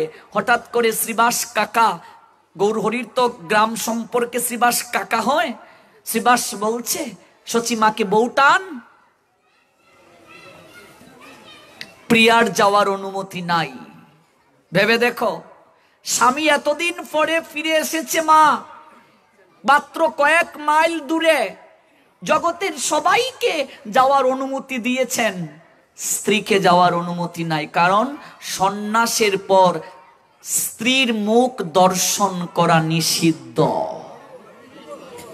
আজকে আমরা মহাপ্রভুর আদর্শ মানছি না। স্বামী স্ত্রী একসঙ্গে শঙ্খ সিঁদুর ফেলে ব্যাগ নিয়ে একই সঙ্গে আবার থাকে আক্রায়, এটা মহাপ্রভুর আদর্শ না। ব্যাগ মানে সন্ন্যাস, সন্ন্যাসের পর স্ত্রীর মুখ দর্শন নিষেধ মহাপ্রভুর, এটা আদর্শ। স্ত্রী একসঙ্গে নিয়ে যদি সংসার ত্যাগী হয়ে আক্রায় থাকা যেত, মহাপ্রভু তো বিষ্ণুপ্রিয়াকে নিয়েই যেতে পারতেন। রেখে গেলেন কেন? কেন রেখে গেলেন? সংসারে থেকেই যদি ভজন করতে চাও, সংসারে স্বামী স্ত্রী মিলে ভজন করো। শ্রীবাস করলেন, সেন শিবানন্দ করলেন, মহাপ্রভুর তো অধিকাংশ পার্শ্বদেরাই সন্ন্যাসী। স্বামী স্ত্রী সংসার ত্যাগ করে শঙ্খ সিঁদুর ফেলে আক্রায় থাকার মানে কি? এটা মহাপ্রভুর আইন নয়, এটা সহজিয়া, এটা মহাপ্রভুর আইন নয়। ভেবে দেখো, এই থেকে এইটুকু জায়গা বিষ্ণুপ্রিয়ার যাওয়ার অনুমতি নেই। কথাটা বিষ্ণুপ্রিয়া যখন শুনলেন, হৃদয়টা কি হতে পারে বাবা? আচারকে মাটিতে পড়লেন। সচিমার চোখ বেয়ে টলমল করে জল ঝরলো পৃথিবীর বুকে। আমি কেবল হতভাগিনী মা, যার প্রথম ছেলেটা সন্ন্যাসের পর, মহাপ্রভুর বড় ভাই বিশ্বরূপ সন্ন্যাসের পর অত কেঁদে বললাম, পুত্র রে, তুই আমার একমাত্র নিমাই, তুই আমাকে ছেড়ে যাস নে। একজন আসলো, সেও পরলোকগত হলো, লক্ষ্মীপ্রিয়া। এরপরে আনলাম সংসারে আবদ্ধ করার জন্য। মেয়েটার মুখের দিকে তাকাতে পারি না, আমি তাকে কি করে প্রবোধ দেব? আজকে তার যাওয়ার অনুমতি নেই। যাও, শ্রীবাসকে বলছে আমি যাব না। সচিমা বলছেন আমার যাওয়ার প্রয়োজন নেই। দেখুন কতটা ত্যাগ করলেন বিষ্ণুপ্রিয়া আমাদের জন্য। এই কলিহত জীব এই বিষ্ণুপ্রিয়ার কাছে অনন্তকালের জন্য ঋণী। একমাত্র তপস্বিনী নারী যার কাছে আমরা চিরঋণী। এই বিষ্ণুপ্রিয়া বলছেন, মা আমার কারণে তুমি কেন যাবে না? জগতের লোক যখন গৌর বলে কাঁদে মা, জগতের সবাই যখন ভজ গৌরাঙ্গ, কহ গৌরাঙ্গ, লহ গৌরাঙ্গের নাম বলে কীর্তন করে, আমি প্রিয়া মনে করি এই নামের মাঝে আমার গৌর হরিকে খুঁজে পাই। জগতের লোক যখন হা গৌর বলে এই নবদ্বীপের দুলিতে ঘোরাঘুরি দেয়, জগতের লোক যখন হা গৌরাঙ্গ বলে কেঁদে নয়ন জলে ভাসে, এই নয়নের জলের মাঝে আমার গৌর হরির প্রতিচ্ছবিকে আমি দেখতে পাই। মাথা, এই দুটি চোখে গৌরকে না দেখলে কি হয়েছে, অন্তর চোখে আমি তাকে সর্বদা দর্শন করতে পারি। এই তপস্বিনী নারী বিষ্ণুপ্রিয়া আমাদের জন্য তার সুখকে বিসর্জন করলেন, আমাদের জন্য তার আনন্দকে বিসর্জন করলেন, স্বামী সুখকে, স্বামীর কাছ থেকে ভালোবাসা প্রাপ্তিকে বিসর্জন দিয়ে জগতের তরে নিজের স্বামীকে বিলিয়ে দিলেন। পাপে তাপে ক্লিষ্ট, ত্রিতাপ জ্বালায় জর্জরিত, কলহের যুগ কলিযুগের জীব সকলকে নামে প্রেমে আপ্লুত করে অমৃতের সন্ধানে যাত্রা করা কিঞ্চনের বীজ বপন করিয়ে দেওয়ার জন্য চালিকা শক্তি বিষ্ণুপ্রিয়া দেবী গৌর হরির প্রাণের স্পন্দন তিনি। এই জন্যই তো আমরা শ্রদ্ধা নিবেদন করি। হ্যাঁ, গৌর বিষ্ণুপ্রিয়া, বিষ্ণুপ্রিয়ার প্রাণধন নদিয়া বিহারী, বিষ্ণুপ্রিয়ার প্রাণের স্পন্দন তিনি, নদিয়ার বিহারী তিনি। বধূমাতা সচিমাকে বললেন, মা তুমি চাও, মা ও মা তোমার দুটি চোখের দিকে আমি তাকাবো, প্রিয়া বলছেন। আর তুমি যখন ওই চোখ দিয়ে গৌরকে দর্শন করবে, দেখবে আমি যেন আমার গৌর হরিকে দর্শন করছি। তোমার চোখে আমি দেখব মা। ভাবা যায় এতটা কাছে মহাপ্রভু আসলেন, যাওয়ার অনুমতি নাই। সচিমা কি কান্না করলেন, এই প্রিয়াজিকে জড়িয়ে ধরে। নবদ্বীপের লক্ষ লক্ষ ভক্ত গেলেন, কত খাবার দাবার নিয়ে। আমরা শুনছিলাম এই কলার মুচাটা ছাড়া কেন, লাউয়ের ডগা ছাড়া, এই পাঁচ তরকারি যাকে লাবড়া বলি, ওই লাবড়া ছাড়া মহাপ্রভুর সেবা পূর্ণ কেন হয় না, এই প্রসঙ্গে শুনছি। কতজন কত কিছু নিয়ে গেলেন। শ্রীধর গরিব, অভাবের সংসার তার। সংসার কি করে চালায় জানো বাবা? কৃষ্ণ সেবা কি করে করে? মা গঙ্গার আরাধনা করতেন প্রথম শ্রীধর, তারপর গঙ্গা দেবীর কৃপাতে তিনি কৃষ্ণ কৃপা পেলেন।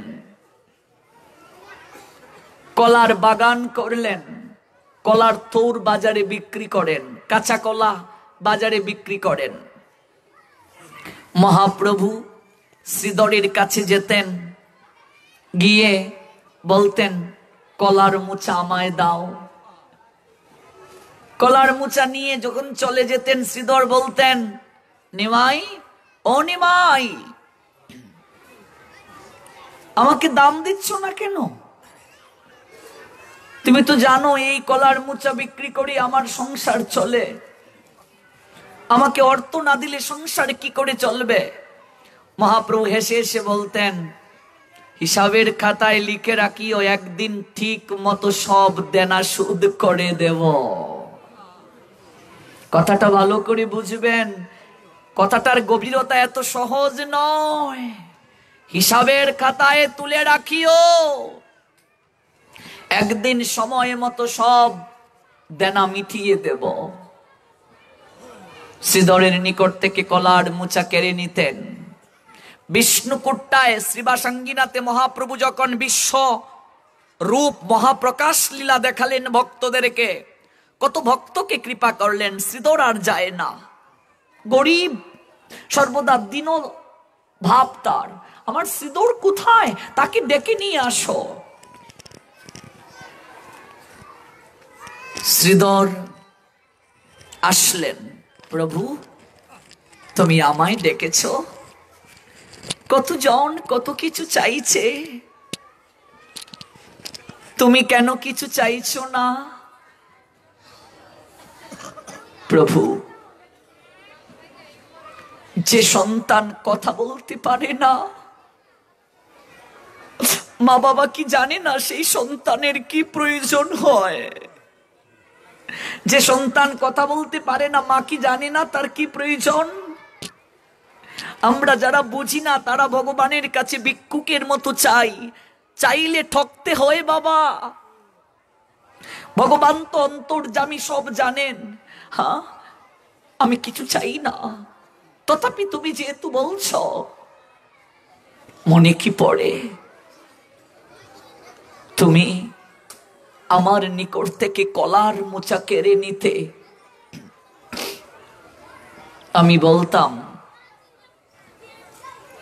কড়ি কেন দিচ্ছ না, সংসার কি করে চলবে?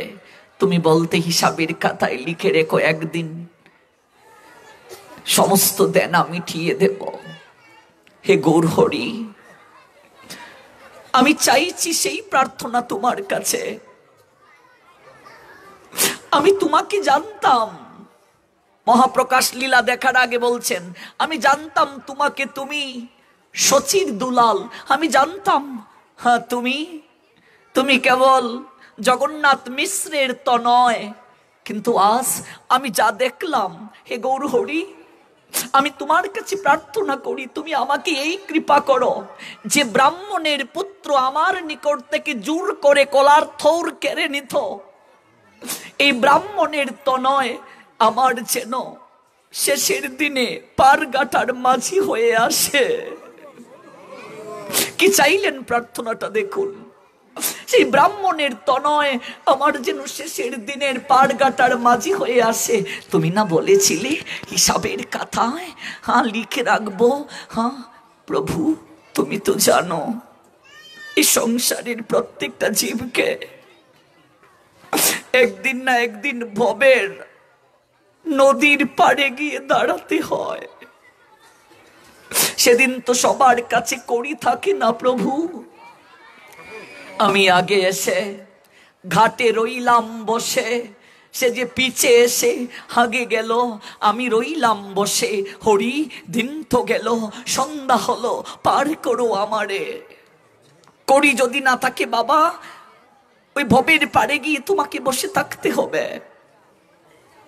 বয়সে যদি ছোট কেউ হয়, ভজনে যদি বড় হয়, পারের সম্বল যদি থাকে, বয়সে বড় হলেও তুমি বসে থাকবে। ভজনে ছোট নয়, সে বড় তোমার চেয়ে, ঢ্যাং ঢ্যাং করে পার হয়ে যাবে। যেদিন আমি ভবের কিনারায় গিয়ে দাঁড়াবো, ভব নদীর কিনারায়, সেদিন আমার হাতে কোনো কড়ি নাও থাকতে পারে। গৌর হরি, তুমি না বলেছিলে, তুমি কথা দাও তুমি সেদিন মাঝি হয়ে আসবে। দেখুন কি কৃপা। সেই শ্রীধর তিনিও শুনলেন গৌর হরি অদ্বৈত লীলা নিকেতনে আসছেন। করবেন কি? দেখা করতে যাবেন। আমরা আগে আলোচনা করছি, 4 জায়গায় খালি হাতে যেতে নেই। ভগবানকে দর্শন করতে যাবেন, কি নিয়ে যাবেন? কিছু নেই। স্ত্রীকে বলছেন, ওগো মহাপ্রভু ফিরে এসেছেন, চরণধুলি নিতে যাব। কি নিয়ে যাব? কিছুই তো নেই। কতজন কত কিছু নিয়ে যাবে, একটা কিছু না নিয়ে গেলে নিজের কাছে ছোট মনে হবে। হঠাৎ আঙ্গিনায় থাকালেন, দেখলেন মা গাছের মাঝে একটা মিষ্টি লাউ এসেছে। গাছের প্রথম লাউ, ওই লাউটা কেটে ব্যাগের মাঝে বড়ে আর কিছু লাউয়ের ডগা নিয়ে মহাপ্রভু রওনা দিলেন শান্তিপুরের উদ্দেশ্যে। কতজন কত কিছু নিয়ে আসলো, আর শ্রীধর গাছের প্রথম লাউ আর কিছু লাউয়ের ডেডা ব্যাগের মাঝে বড়ে নিয়ে গেলেন। গৌর দর্শনে যাচ্ছেন। গাছে আমাদের প্রথম কাঁঠালটা আসলে আমরা মেয়ের বাড়িতে পাঠাই, আমার মেয়েটা আসুক তারপর হবে। গাছের প্রথম লেবু, আমার সন্তান যদি হোস্টেলে থেকে পড়াশোনা করে, তাকে আসলে বলি বাবা গাছের প্রথম লেবু তুই খা। আর শ্রীধর গাছের প্রথম সবজিটা ভগবানের জন্য নিয়ে যাচ্ছে। এটাকে ভালোবাসা বলে। এই জন্যই তো শ্রীধরের পারের কান্ডারি গোবিন্দ, আমাদের পারের কান্ডারি না। কতটা ভালোবাসি তাকে। ব্যাগে করে নিয়ে গেলেন আর ভাবছেন এত এত ভক্তের বীরে মহাপ্রভু কি দেখবেন, একটা লাউ আর কিছু লাউয়ের ডেটা নিয়ে যাচ্ছি। দূর থেকে প্রণাম দিলেন শ্রীধর। শ্রীধর এসেছো, কেমন আছো তুমি শ্রীধর?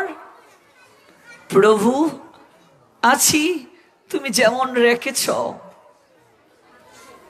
ব্যাগের মাঝে কি শ্রীধর? প্রভু তোমার জন্য গাছের প্রথম মিষ্টি লাউটা নিয়ে এসেছি, আর কিছু লাউয়ের ডগা। গৌর হরি শ্রীধরের দিকে তাকিয়ে রইলেন। শ্রীধর, গাছের প্রথম লাউটা আমার জন্য নিয়ে আসলে? প্রভু তুমি তো জানো আমি গরিব, তোমাকে দেয়ার কিচ্ছুটি আমার নেই। তোমার কত কোটি কোটি ভক্ত আছে, তাদের কাছে আমি নগণ্য। এই দাসের প্রার্থনাটা প্রভু, তোমার সেবায় যেন এই মিষ্টি লাউটা দেয়া হয়। তুমি না পাঁচ তরকারি খেতে খুবই ভালোবাসো, যদি এই নরাধমের মিষ্টি লাউটা তুমি দিতে, আমি কৃতার্থ হতাম। কথাটা শুনে মহাপ্রভু শ্রীধরকে জড়িয়ে ধরলেন। শ্রীধর তুমি আমায় এতটা ভালোবাসো।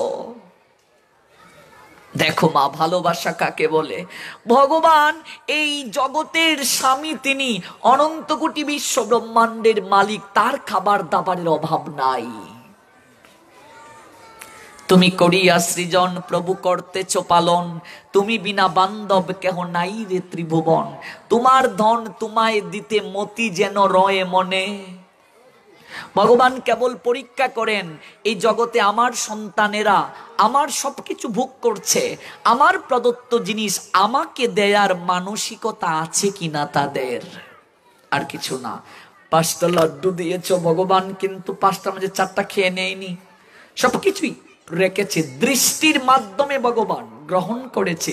ওই লাড্ডুর মাঝে, ভোগের মাঝে হৃদয়ের কতটা প্রেম আর ভক্তি মিশিয়ে দিয়েছ, ওই প্রেম আর ভক্তিটাকে ভগবান গ্রহণ করেছেন, আর বাকিটা প্রসাদ রূপে আমাদের জন্য রেখে দিয়েছেন। ভগবান কেবল দেখেন কতটা তাকে দিতে পারলাম, দেওয়ার মানসিকতা আছে কিনা, এটা কেবল ভগবান দেখেন, আর কিছুই নয়। কি শিক্ষা দিলেন দেখুন। এই যে কলার মোচা, এই যে মিষ্টি লাউ, মহাপ্রভু সচিমাকে বললেন, মা 5 তরকারি যে রান্না হবে অবশ্যই স্মরণ করে আমার শ্রীধরের লাউটা যেন দেয়া হয়। ওই মিষ্টি লাউ ব্যতীত আমার লাভরা অপূর্ণ থেকে যাবে। কলার মোচা ব্যতীত মহাপ্রভুর সেবা অপূর্ণ থেকে যাবে। ভক্তির ডুরে বেঁধে নিলেন শ্রীধর মহাপ্রভুকে। ভাবা যায় বাবা, এই প্রত্যেকটার পিছনে মহিমা আছে। শাকের মহিমা, শুক্তার মহিমা, এগুলো কচুর মহিমা, এগুলো অনেক আছে। এগুলো তো আমরা অল্প সময়ে জানতে পারবো না, প্রসঙ্গক্রমে আমরা শুনব। আমরা শুনছিলাম জগন্নাথ দাস বাবাজি মহারাজের কথা, যে জগন্নাথ দাস বাবাজি মহারাজ এত বড় একজন নিষ্কিঞ্চন মহাত্মা ছিলেন। তিনি এই যে চাতুর্মাস্য ব্রত করতেন, চতুর্থ মাসে লবণ শূন্য, লবণ ছাড়া একটা মোচাকে সিদ্ধ করে কেবল তিনি গ্রহণ করতেন। এই যে জগন্নাথ দাস বাবাজি মহারাজ, তিনি এতটা উত্তম অধিকারী বৈষ্ণব, তার এতটা গৌরাঙ্গের প্রতি তীব্র অনুরাগ ছিল, এটা লীলা শ্রবণ না করলে বোঝা যাবে না।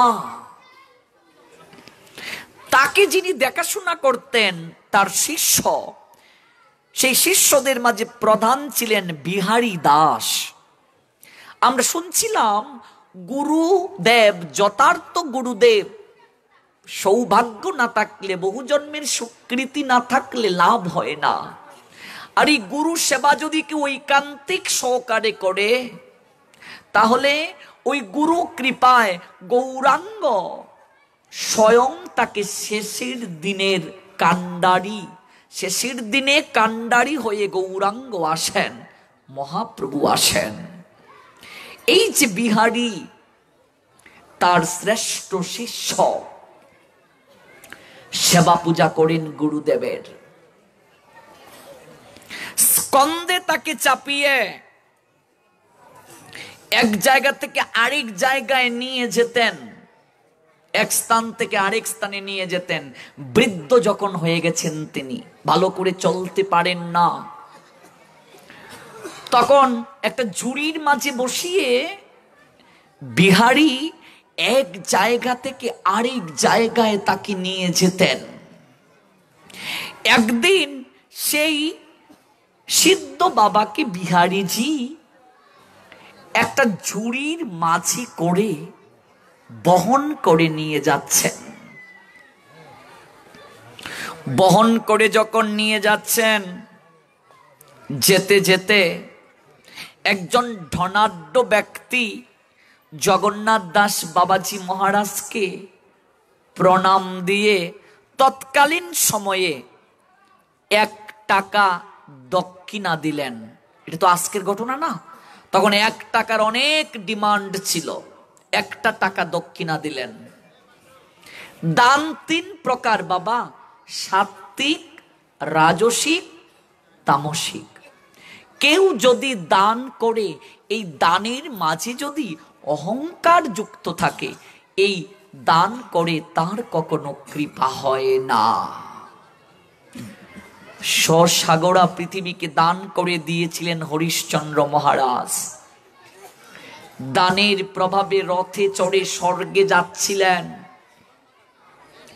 দেবর্ষি নারদ এসে তাকে বললেন পরীক্ষা করার জন্য, আপনি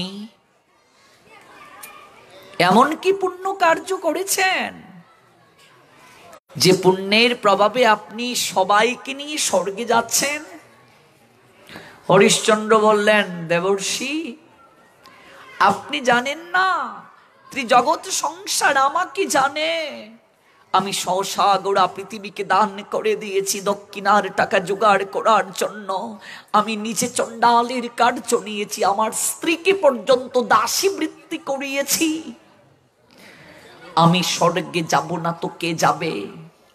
সঙ্গে সঙ্গে রথটা থেমে গেল বাবা। যেতে পারলেন না উপরে, না আসতে পারলেন নিচে, মাঝখানে রথ থেমে গেল। আমরা তো মন্দিরে একটা ফ্যান দিলেও ফ্যানের 3টা পাকায় নাম লিখে দেই। ভগবান কি চোখে দেখেন না? নেম প্লেট দেই, আর এই নেম প্লেটকে মারিয়ে মানুষ যায়, অর্থাৎ মা বাবাকে অন্যের পায়ের নিচে রাখলাম। দান 3 প্রকার, সাত্ত্বিক, রাজসিক, তামসিক। ভগবানের জন্য অর্থ ব্যয় করলে তোমার অর্থ বেড়ে যাবে, আপনা থেকেই কৃপা হবে, অ্যানাউন্স করার প্রয়োজন নেই। এত দান করার পরও তো আমাদের কৃপা হচ্ছে না, কারণ দানের প্রক্রিয়া আমরা জানি না। সারা বাংলায় দেখুন লক্ষ লক্ষ মসজিদ, কোন মসজিদে কি নেম প্লেট আছে বাবা? নেম প্লেট নাই। তাহলে তারা তো আল্লাহ পাককে টাকা দেয়, তারা জানে আল্লাহ পাকের জন্য অর্থ ব্যয় করলে অর্থ কমে না, বেড়ে যায়। অথচ আমরা মন্দিরে যদি একটা ফ্যানও দেই, ফ্যানের মাঝে নাম লিখে দেই। এই জন্য তো দান করলেও তোমার কৃপা হয় না। এগুলো গীতা থেকে জানতে হবে। সাত্ত্বিক, রাজসিক, তামসিক। লোক দেখানো যদি দান করো, এই জগতে 1-2 জন তোমাকে বাহাবা দিতে পারে, অমুক বাবু উৎসবে 5 বস্তা ডাল দিয়ে দিয়েছে, কিন্তু মহাপ্রভুর কাছ থেকে কিচ্ছু পাবে না, কিছুই পাবে না, তুমি জিরো। মূল কৃপা মহাপ্রভুর কৃপা। আমরা এই করোনা ভাইরাসে দেখেছি, একটা মার্কস দিয়েছে, তাতেও ছবি তুলে ফেসবুকে ছেড়ে দিয়েছে। দান। রাজনৈতিক ব্যক্তিত্বরা দেখো, যা দেয় তার চেয়ে 3 গুণ প্রচার, কিচ্ছু লাভ হচ্ছে না। এক হাতে দান করলে শাস্ত্র বলছে আরেক হাত যেন না জানে। এত সহজ ভগবানের কৃপা পাওয়া। বলি মহারাজের লীলা তো নিশ্চয়ই শুনেছ ভাগবত থেকে। কি হলো তার পরিণতি? সুতলে চলে গেলেন। দান করতে করতে অহংকার এসে গেল।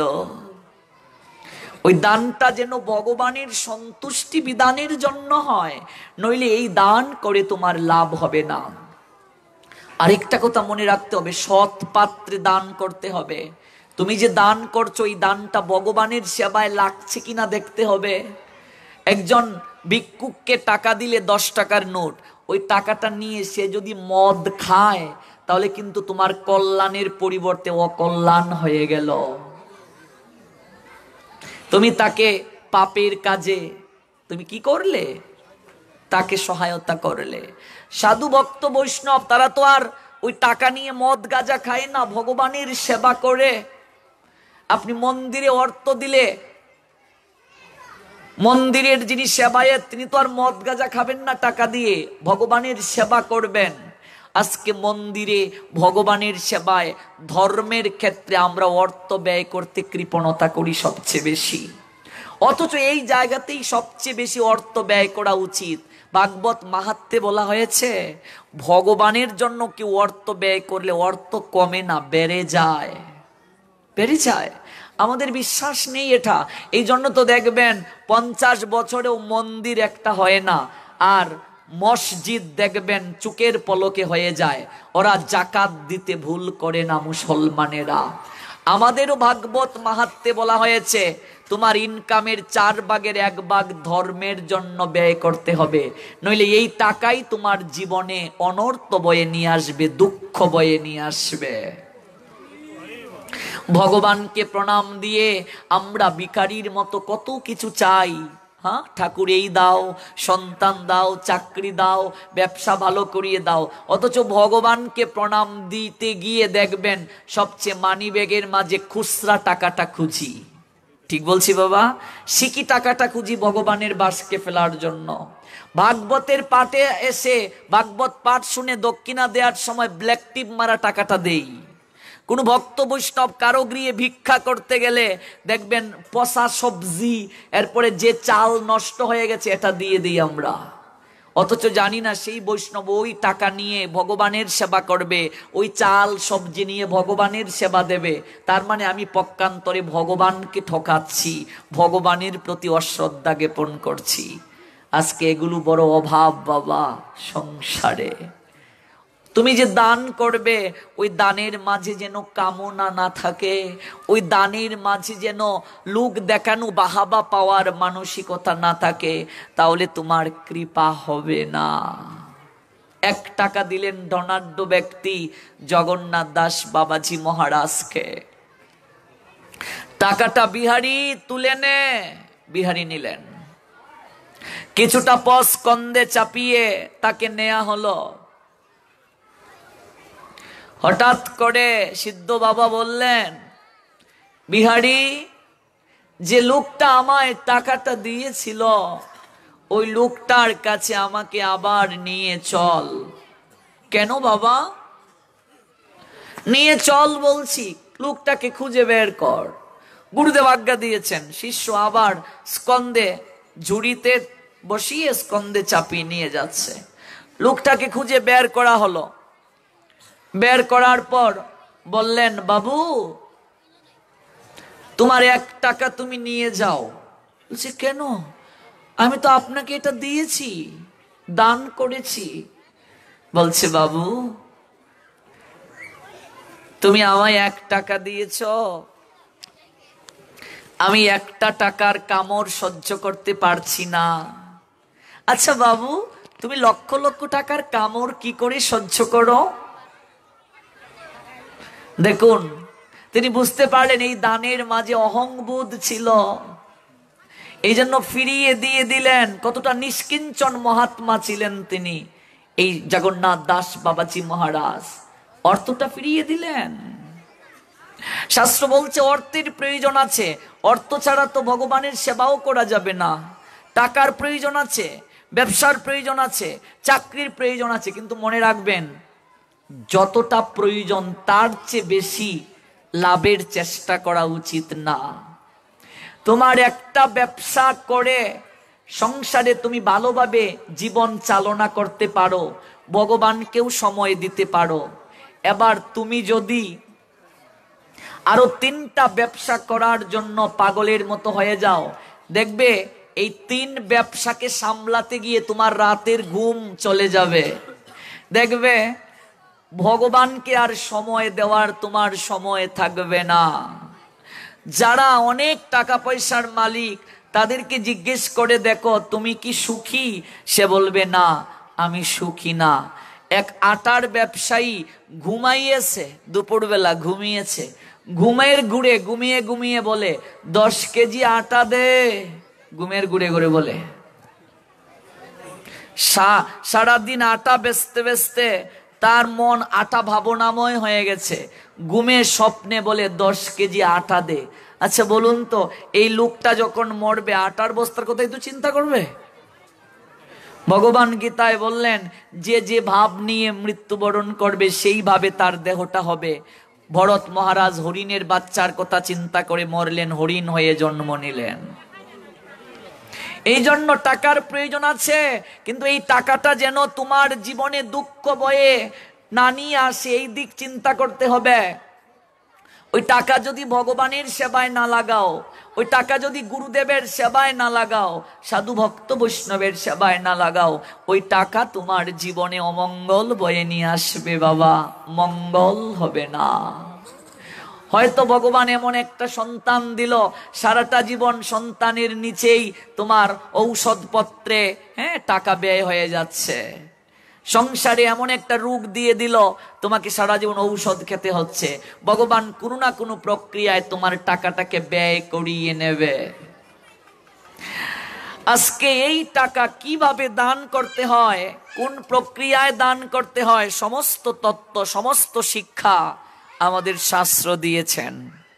কিন্তু আমাদের প্রসঙ্গ এটা নয়। আমাদের প্রসঙ্গ ছিল যে এই জগতের বুকে ভাগ্যবান জীব তো সে, যে শেষের দিনে ভগবানের নামকে নিয়ে যেতে পারে। আর ভগবানের নামকে নিয়ে সেই ব্যক্তি কেবল যেতে পারবে যে সদ্গুরুর আনুগত্যে মহাপ্রভুর সেবা করে, গৌরাঙ্গের সেবা করে, সাধুর সেবা করে। মনে রাখবেন, সাধুর যদি কেউ সেবা করে এই জগতের বুকে তার ভগবানের কৃপা হবেই হবে।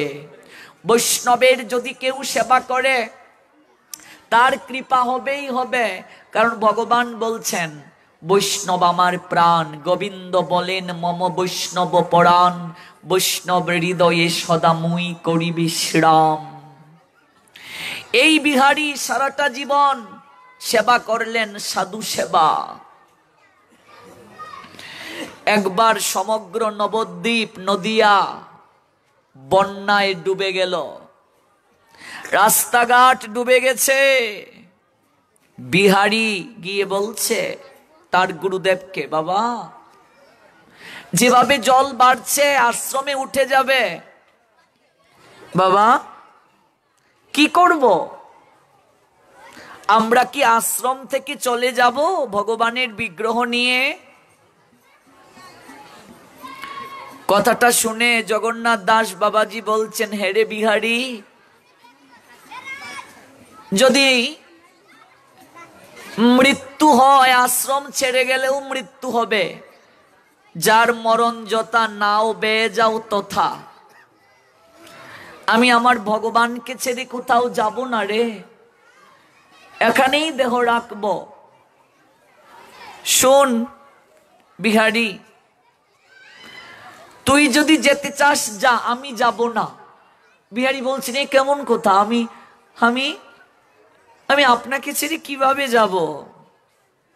আমি আপনাকে ছেড়ে কোথাও যাব না। রইলেন, কতটা ভগবানের প্রতি তার নিষ্ঠা দেখুন। সেবা আরাধনা এই নিয়ে রইলেন। ধীরে ধীরে বন্যার জল এক সময় কমে গেল, কিন্তু বিহারীর জ্বর আসলো, প্রচন্ড জ্বর। জ্বর আসলো, বিকার হলো শরীরে। মহাপ্রভুর মন্দিরের পেরিমোহন গোস্বামীজি কলকাতায় একটা টেলিগ্রাম করে ডাক্তার আনালেন। ডাক্তার এনে নারী পরীক্ষা করলো, পরীক্ষা করে বলল অবস্থা তো খুবই খারাপ, বোধহয় আজকের রাতটাও টিকবে না। তারপর জমিদার লালাবাবু, নাম শুনেছেন নিশ্চয়ই, ভারতের মুর্শিদাবাদ জেলার গঙ্গা গোবিন্দ সিংহের পুত্র রামকৃষ্ণ সিংহ, রামকৃষ্ণ সিংহের পুত্র কৃষ্ণচন্দ্র সিংহ, যার নাম লালাবাবু। ওই লালাবাবু কবিরাজ পাঠালেন, তখন তো তিনি বিশাল জমিদার। সেই কবিরাজও আসলো, এসে দেখলো, দেখে একই কথা বলল যে মনে হয় আজকের রাতটাও থাকবে না, রাত থাকবে না। সবাই যখন আশা ছেড়ে দিল, জগন্নাথ দাস বাবাজি মহারাজ জপমালাটা হাতে নিয়ে মাতার পাশে বসলেন, বিহারীর মাতার পাশে। মাতার পাশে বসে বলছেন, তোমাদের আর কাউকে কিচ্ছুটি করতে হবে না। ভগবান গিরিধারীর চরণের একটা তুলসী পত্র এনে একটু চরণ তুলসী মিশ্রিত জল দিলেন বিহারীর মুখে। ভেবে দেখো সাধু সেবার ফল কি। আমি জীবনে যতগুলো প্রণাম দিয়েছি, জগন্নাথ দাস বাবাজি বলছেন, জীবনে একটা প্রণামও যদি গোবিন্দের চরণে পৌঁছে, মহাপ্রভুর চরণে পৌঁছে, এই জপমালা নিয়ে বসলাম, দেখি আমার বিহারীকে আমার নিকট থেকে কে কেড়ে নেয়। কতটা দেখুন ভজনের শক্তি, ভজনের শক্তিতে কথা বলছেন, হরিনাম করছেন বিহারী। আরে ও বিহারী, উঠ বিহারী, উঠ। হরে, তুই আমাকে ছেড়ে চলে যেতে পারিস না রে। গুরুদেব বলছেন, বিহারী, তোর হাতের রান্না না খেলে আমার যে ভজন স্ফূর্তি হয় না রে। তুই যদি চলে যাস, আমার গৌর হরিকে, আমার গিরিধারীকে কে রান্না করে খাওয়াবে রে? বাবা, সংসার ছেড়ে যারা চলে আসে, ওরা যদি চিন্তা করে আমি বিছানায় পড়লে আমাকে কে খাওয়াবে, তার জীবনে সংসার ছেড়ে সে কৃষ্ণ ভজন হবে না। অবশ্য রক্ষিবে কৃষ্ণ বিশ্বাস ও পালন। ভগবানের প্রতি যদি কেউ নির্ভরশীল হয়ে যায়, ভগবানই তাকে রক্ষা করে। এই সংসারে আমরা যারা হরিনাম করছি, মা, একাদশী ব্রত করছি, সাধু সঙ্গ করছি, এগুলো এক্সাম, রেজাল্ট তো সেই দিন হবে। কোন দিন বাবা? যেদিন তুমি জগৎ থেকে যাবে, সেই দিনটাই হলো রেজাল্টের দিন। কজনের ভাগ্য হয় কৃষ্ণ নাম মুখে নিয়ে কারো বুঝা না হয়ে যাওয়ার? সারা বাংলায় ঘুরতে গিয়ে কত জায়গায় দেখেছি, কত জনকে বিছানা হয়ে পড়ে ছটপট ছটপট করে, কত জনের দেহ পচে দুর্গন্ধ বের হয়, চিৎকার করে ডাকে গোবিন্দ মুক্তি দাও। মুক্তির কাজ না করলে মুক্তি হবে বাবা? হ্যাঁ, হবে। কার যে শেষের দিনটা কেমন হয় কেউ সেটা বলতে পারবে না, কারো পক্ষে বলা সম্ভব নয়। কার শেষের দিনটা কেমন হবে কেউ বলতে পারে না। ভাগ্যবান সে সংসারে যে কারো বুঝা হয় না। বুঝা হয়ে গেলেই বিপদ বাবা, বুঝা হয়ে গেলেই বিপদ। সংসারে নাম নিয়ে যদি যেতে পারি, তার মতো সৌভাগ্যবান কেউ না। গুরু গৌরাঙ্গকে স্মরণ করে যারা যেতে পারে, তার মতো সৌভাগ্যবান কেউ না। জপ করছেন, উঠ বিহারী, তোর হাতে এই ভোজন রান্না দ্রব্যাদি নৈবেদ্য না হলে তো আমার গিরিধারীর, আমার গৌর হরির কখনো মুখ রুচক হবে না। কিরে তুই কোথায় যাবি আমায় ছেড়ে? এইভাবে 22 দিন কেটে গেল। বিহারীর দেহ থেকে প্রাণ গেল না। এতটা ভজনের প্রভাব। স্বয়ং গুরুদেব জপ করছে শিষ্যের জন্য, সাধারণ কেউ গুরুদেব নয়, যার সঙ্গে ভগবানের সরাসরি লিঙ্ক রয়েছে, জগন্নাথ দাস বাবাজি মহারাজ। ওরে 22 দিন আমি মুখে পর্যন্ত জল দেইনি রে, কিছু দেইনি। উঠ রসুই কর, মানে রান্না কর। বিহারী উঠ তুই, আমার প্রচন্ড ক্ষুধা পেয়েছে। চোখ মেলল বিহারী। বাবা আমি কোথায়? তুই কোথাও যাসনি, উঠ। স্নান করে সবজি আমানি কর, রসুই কর। বাবা আমার শরীর প্রচন্ড ক্লান্ত। তাহলে যা, আমি তোর জন্য একটু মোহন বুক করে নিয়ে আসি সুজি দিয়ে। মোহন বুক করে এনে একটু মুখে জল দিয়ে খাইয়ে দিলেন। উঠে গেল, উঠে গেল বিহারী নামের শক্তিতে, উঠে গেল। দেখ তোর হাতে না খেলে আমার ভজন স্ফূর্তি হয়নি, এই জন্য 22 দিন আমি কারো হাতে খাইনি। আমি জানতাম ওরে তুই যদি চলে যাস আমার খুব কষ্ট হবে রে, এই জন্য আমি 22 দিন কিচ্ছুটি গ্রহণ করিনি।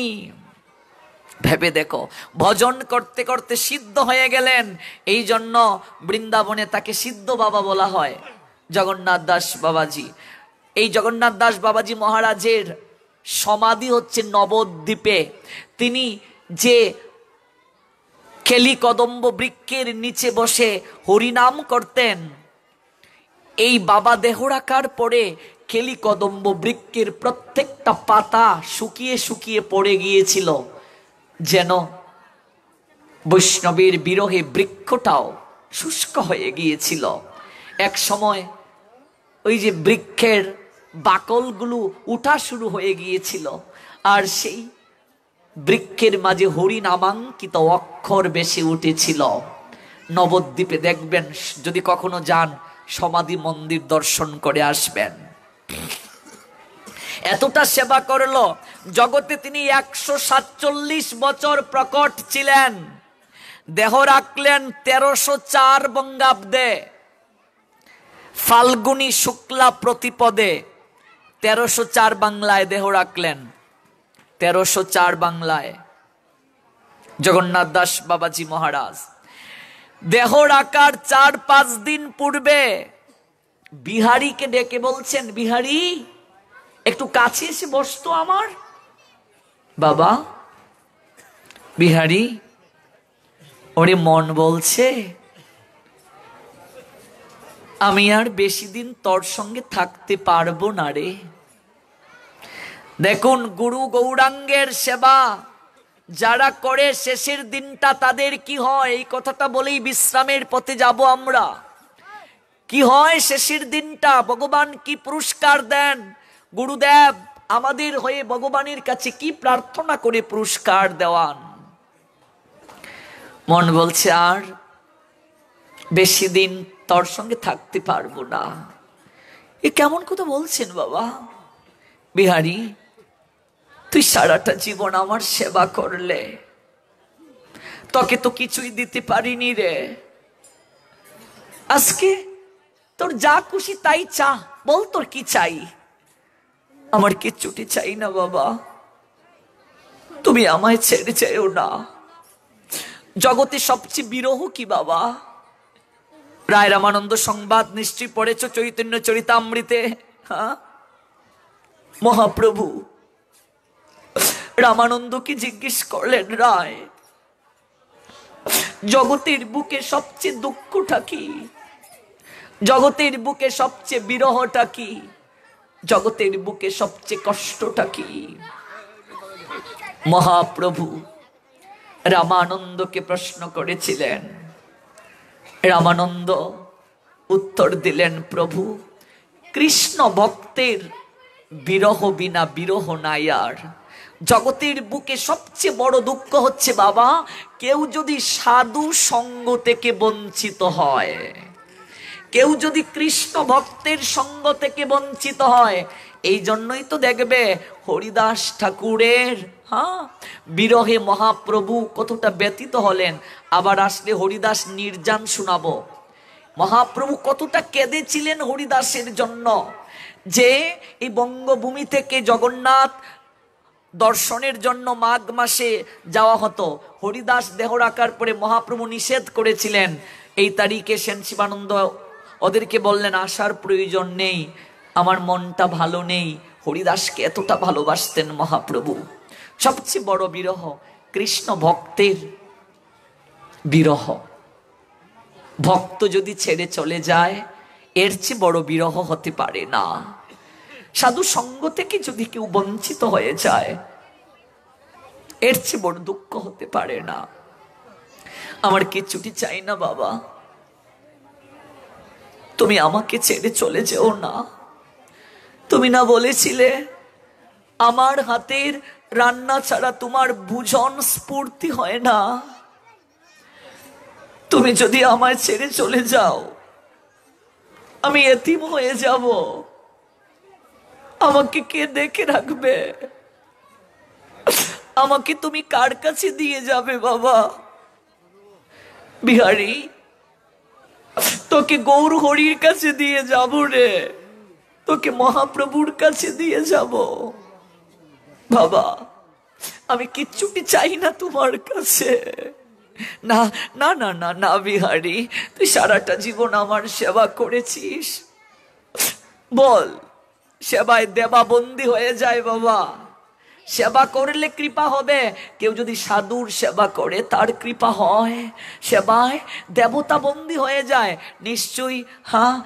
চৈতন্য চরিতামৃত পড়ে দেখেছ, চৈতন্য মহাপ্রভু এবং নিত্যানন্দ প্রভু গৌরীদাস পণ্ডিতের গৃহে সেবায় বন্দী হয়ে গিয়েছিলেন।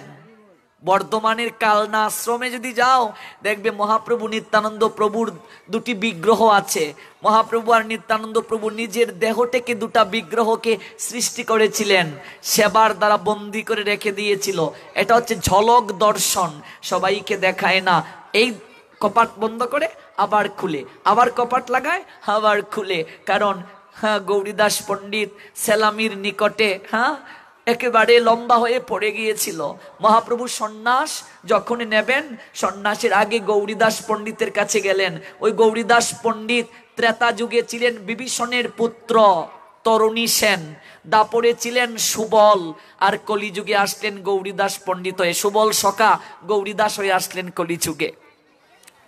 সেলামির নিকটে ওই চৌকাটটার নিকটে লম্বা হয়ে পড়লেন। যখন শুনলেন মহাপ্রভু সন্ন্যাস নিয়ে চলে যাবেন, না প্রভু, আমি তোমাকে যেতে দেব না, আমাকেও তোমার সঙ্গে নিয়ে চলো। গৌরীদাস, সবাই যদি সংসার ছেড়ে চলে যায়, তাহলে গৃহস্থ হয়ে কি করে ভজন করা যায়, এই শিক্ষাটা কে দেবে? তুমি থাকো না, আমার গৃহ ছেড়ে তুমি যাবে না, কথা দাও। যদি যেতে হয় তুমি আমার দেহের উপর পা দিয়ে যাও, আমার বক্ষের মাঝে পা দিয়ে তুমি যাও, আমি তোমাকে যেতে দেব না। চরণ জুটি দড়িয়ে দৌড়ে অজুর ধারায় কেঁদেছিলেন। বুঝেছি আমি তোমাকে ভালোবাসতে পারিনি, আমি তোমাকে সেবা করতে পারিনি, যার কারণে তুমি আমায় ছেড়ে চলে যেতে চাও। কি কান্না! কান্নায় মহাপ্রভু একেবারে মোহিত হয়ে গেলেন। গৌরীদাস, এমন করে কাঁদো না। আমাদের দেহ থেকে দুটা বিগ্রহ হবে, বলো তুমি কোনটাকে রাখতে চাও? মহাপ্রভু নিতাই চাঁদের দেহ থেকে দুইটা বিগ্রহ হলো। দুটা বিগ্রহ তোমার কাছে থাকবে, আমরা দুজন চলে যাব, অভিন্ন বিগ্রহ। গৌরীদাস বিপদে পড়লেন, কাকে রাখবেন, কাকে যেতে দেবেন? বলেন, আমরা যে বিগ্রহ হয়েছে আমি তাদেরকে রাখতে চাই না। তুমি যে কথা বলছো, তুমি গিয়ে আসনে বসো। আর নিত্যানন্দ প্রভুকে বলছেন, তুমি গিয়ে আসনে বসো, আর এই বিগ্রহ দুটি চলে যাক। মহাপ্রভু নিত্যানন্দ গিয়ে আসনে বসলেন, আর যে বিগ্রহ সৃষ্টি হলো তারা হেঁটে হেঁটে চলে যাচ্ছেন। হঠাৎ গৌরীদাস বলছেন, প্রভু দাঁড়াও, প্রভু যেও না, যে দুটি বিগ্রহ হেঁটে যাচ্ছে আমি তাদেরকে রাখতে চাই। সঙ্গে সঙ্গে এই দুটি বিগ্রহ গিয়ে আবার বসলো আসনে। যারা বসেছিলেন তারা হেঁটে হেঁটে চলে গেল। যাওয়ার সময় বলছেন, প্রভু আরেকটা কথা, তুমি যেভাবে আমার সঙ্গে কথা বলো, ওরাও কি আমার সঙ্গে কথা বলবে? তুমি যেভাবে বলো, হেরে গৌরী দাস আমাকে একটু শাক বেশি দে, ওরাও কি আমাকে এইভাবে বলবে? কি চমৎকার লীলা বাবা! সেবায় দেবতা বন্দী, গৌরীদাস পণ্ডিতের গৃহে গৌর নিতাই বন্দী হয়ে গেল। পিসিমার গৌর নিতাই শুনেছ? পিসিমা রাজার ঘরণী, গেল ভ্রমণ করতে, গিয়ে গৌর নিতাইকে দেখে মোহিত হয়ে গেল। ওই গৌর নিতাই মন্দির ছেড়ে পিসিমার কাছে চলে আসলো। সে অপূর্ব লীলা, আরেকদিন শোনাবো। কি চমৎকার গৌর লীলা! গৌর কথার মতো প্রেম আর হতে পারে না। হ্যাঁ, তুই সারা জীবন আমার সেবা করলে রে বিহারি, বল না, বল না তোর কি চাই? বিহারি, আচ্ছা তোকে একটা কথা বলি, আমি যদি তোকে 4-5 গাড়ি টাকা দিয়ে দেই, 4-5 গাড়ি?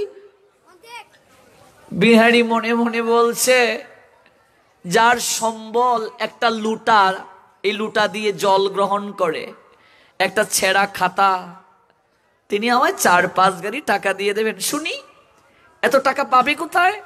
তোমার তো কিছুই নেই। মনে মনে বলছে, কি ভাবছিস বিহারি? না, বলছি আপনি এত টাকা পাবেন কোথায়? বিহারি, মহাপ্রভুর সঙ্গে আমার কথা হয়েছে রে। দেখুন, তত্ত্বদ্রষ্টা গুরুদেব, ভগবানের সঙ্গে লিঙ্ক আছে তার। গুরুদেব যে আমার শেষের দিনের কান্ডারি হয়ে আসবে। কেমন গুরুদেব? এই গুরুদেব সবার ভাগ্যে হয় না, ব্রহ্মাণ্ড ভ্রমিতে ভাগ্যবান জীব। মহাপ্রভুর সঙ্গে আমার কথা হয়েছে রে বিহারি, তুই আগে বল চাস কি? টাকা যদি চাস তাহলে দিতে পারি, আর যদি আমাকে চাস তাও আমি দিতে পারি। বাবা, আমার টাকার প্রয়োজন নেই, আমি তো সব ছেড়ে আপনার কাছে চলে এসেছিলাম কেবল গৌর কৃষ্ণ সেবা করার জন্য। আপনি চলে গেলে তো আমার আর কেউ থাকলো না। কি বলছিস বোকা ছেলে? আমি তো গৌর চরণে তোকে সঁপে গেলাম রে, কৃষ্ণ চরণে তোকে সঁপে গেলাম। টাকা চাস নে? বুঝে বল, বুঝে বল বিহারি। হ্যাঁ, 4-5 গাড়ি কিন্তু কম টাকা নয়, বুঝে বল। আমি চাই না বাবা। চাস নে? ঠিক আছে বিহারি, ঠিক আছে, তো বল তুই কি চাস? তুমি না বলেছ মহাপ্রভুর সঙ্গে তোমার কথা হয়? হ্যাঁ বিহারি, আমার মহাপ্রভুর সঙ্গে কথা হয়েছে। তিনি আমায় নিতে আসবেন কয়েকদিনের মাঝে। যদি মহাপ্রভুর সঙ্গে তোমার কথা হয়, যদি তিনি তোমায় নিতে আসেন, বাবা একটিবার এই হতভাগাটার কথা তার কাছে বলবে, প্রভুর কাছে। তুমি একটিবার বলিও, এই পিছনে এক হতভাগা দাঁড়িয়ে আছে, আমারও যেদিন বেলা ডুবে যাবে, দিন গণিয়ে আসবে যাওয়ার, সেদিন তোমার মহাপ্রভু যেন একটিবার মাঝি হয়ে বইটা হাতে নিয়ে নৌকা বেয়ে আসে আমাকে নেয়ার জন্য। আর কিচ্ছুটি চাই না। দেখুন, সেবায় দেবা বন্দী, প্রতিদানটা কি? সেবায় দেবা কি করে বন্দী হয়? গৌর হরি হ্যাঁ যেন আমার আমার হয়ে আসে, আমার আপনার হয়ে আসে। বিহারী, আমি কথা দিলাম বিহারী, দেখো সেবা কাকে বলে। এই প্রকৃত সেবার আধার আমার অনাদিরাদি শ্রী গোবিন্দ ভগবান। তিনি সম্পূর্ণ শ্রীর উৎস। যে শ্রী থেকে গেলাম এত দূর, সমস্ত সৌন্দর্যের উৎস, চির সৌন্দর্যের অধিকারী তিনি, যার কখনো বিনাশ নেই। ম দ্বারা আমার মুখ নিঃসৃত বাণী, মম মুখ নিঃসৃত বাণী। একমাত্র গীতাতে ভগবান নিজে মুখে কথা বলেছেন, আর কোন শাস্ত্রে নিজে কথা বলেন নাই। ভগবানের 574 খানা শ্লোক, অর্জুনের 85, সঞ্জয়ের 40, ধৃতরাষ্ট্রের 1, এই হচ্ছে গীতায় মোট শ্লোক 700। মম মুখ নিঃসৃত বাণী, ব্যাখ্যায় যাচ্ছি না। শ্রী ম দ দ্বারা হৃদয় স্বরূপ। ভগবান বলছেন গীতামে হৃদয়ং পার্থ, গীতামে সার মুত্তমম, গীতামে জ্ঞান মত্তুগ্রম, গীতামে জ্ঞান মব্যয়ম, গীতামে চুত্তমং স্থানং, গীতামে পরমং পদম, গীতামে পরমং গুজ্জং, গীতামে পরম গুরু, গীতাশ্রয় অহম তিষ্ঠামি, গীতামে পরমং গৃহং, গীতা জ্ঞানং সমাশ্রিত ত্রিলোকিং পালয়াম্যহম। ভ দ্বারা ভব বন্ধন খণ্ডন কর। ভগবান বলছেন 3য় অধ্যায় কর্মযুগের 9 নং শ্লোকে, যজ্ঞার্থাৎ কর্ম নন্যত্র লোক, অয়ম কর্ম বন্ধন তদর্থম কর্ম কন্তয় মুক্ত সঙ্গ সমাচর। এই গীতায় যদি কেউ যুক্ত হয়, তার ভববন্ধন খণ্ডন হয়ে যায়। আরো আছে 11 অধ্যায়ের 55 নং শ্লোকে, মত কর্মকৃত মত পরম মদ ভক্ত সঙ্গ বর্জিত নিবৈরহ সর্বভূতেষু য সমামেত্তি পাণ্ডব। তারপর গ দ্বারা গমনাগমন হয়ে যায় বারণ। কেবলমাত্র কৃষ্ণের চরণ সেবা করলেই জন্ম মৃত্যুর বন্ধন খণ্ডন হবে। আর কারো সেবা করলে আপনার জন্ম মৃত্যুর চক্রাকার থেকে নিষ্কৃতি হবে না। দেবতার পূজা করলে দেবলোকে যাবে, আবার ফিরে আসতে হবে। পিতৃপুরুষের পূজা করলে পিতৃলোকে যাবে, এমনকি ব্রহ্মলোকে গেলেও ফিরে আসতে হবে। 8ম অধ্যায় অক্ষর ব্রহ্মযুগের 16 নং শ্লোকে ভগবান বলছেন, আব্রহ্ম ভুবনাথ লোকা পুনঃআবর্তিন অর্জুন মামুপেত্ত তু কন্তেয় পুনর্জন্ম ন বিদ্যতে। তারপর ব মানে বরিষ্ঠ সর্বশাস্ত্রেষু। এই গীতাতেই কেবল ভগবান জানিয়ে দিলেন তিনি হচ্ছেন সর্বকারণের পরম কারণ, তার থেকে বড় আর কেউ নাই। আপনি যখন 10ম অধ্যায়ের 8 নং শ্লোক পড়বেন, সেখানেও আছে। তারপর দ মানে দেহান্তর সহস্রেষু প্রাপিতম ব্রামিত ময়া।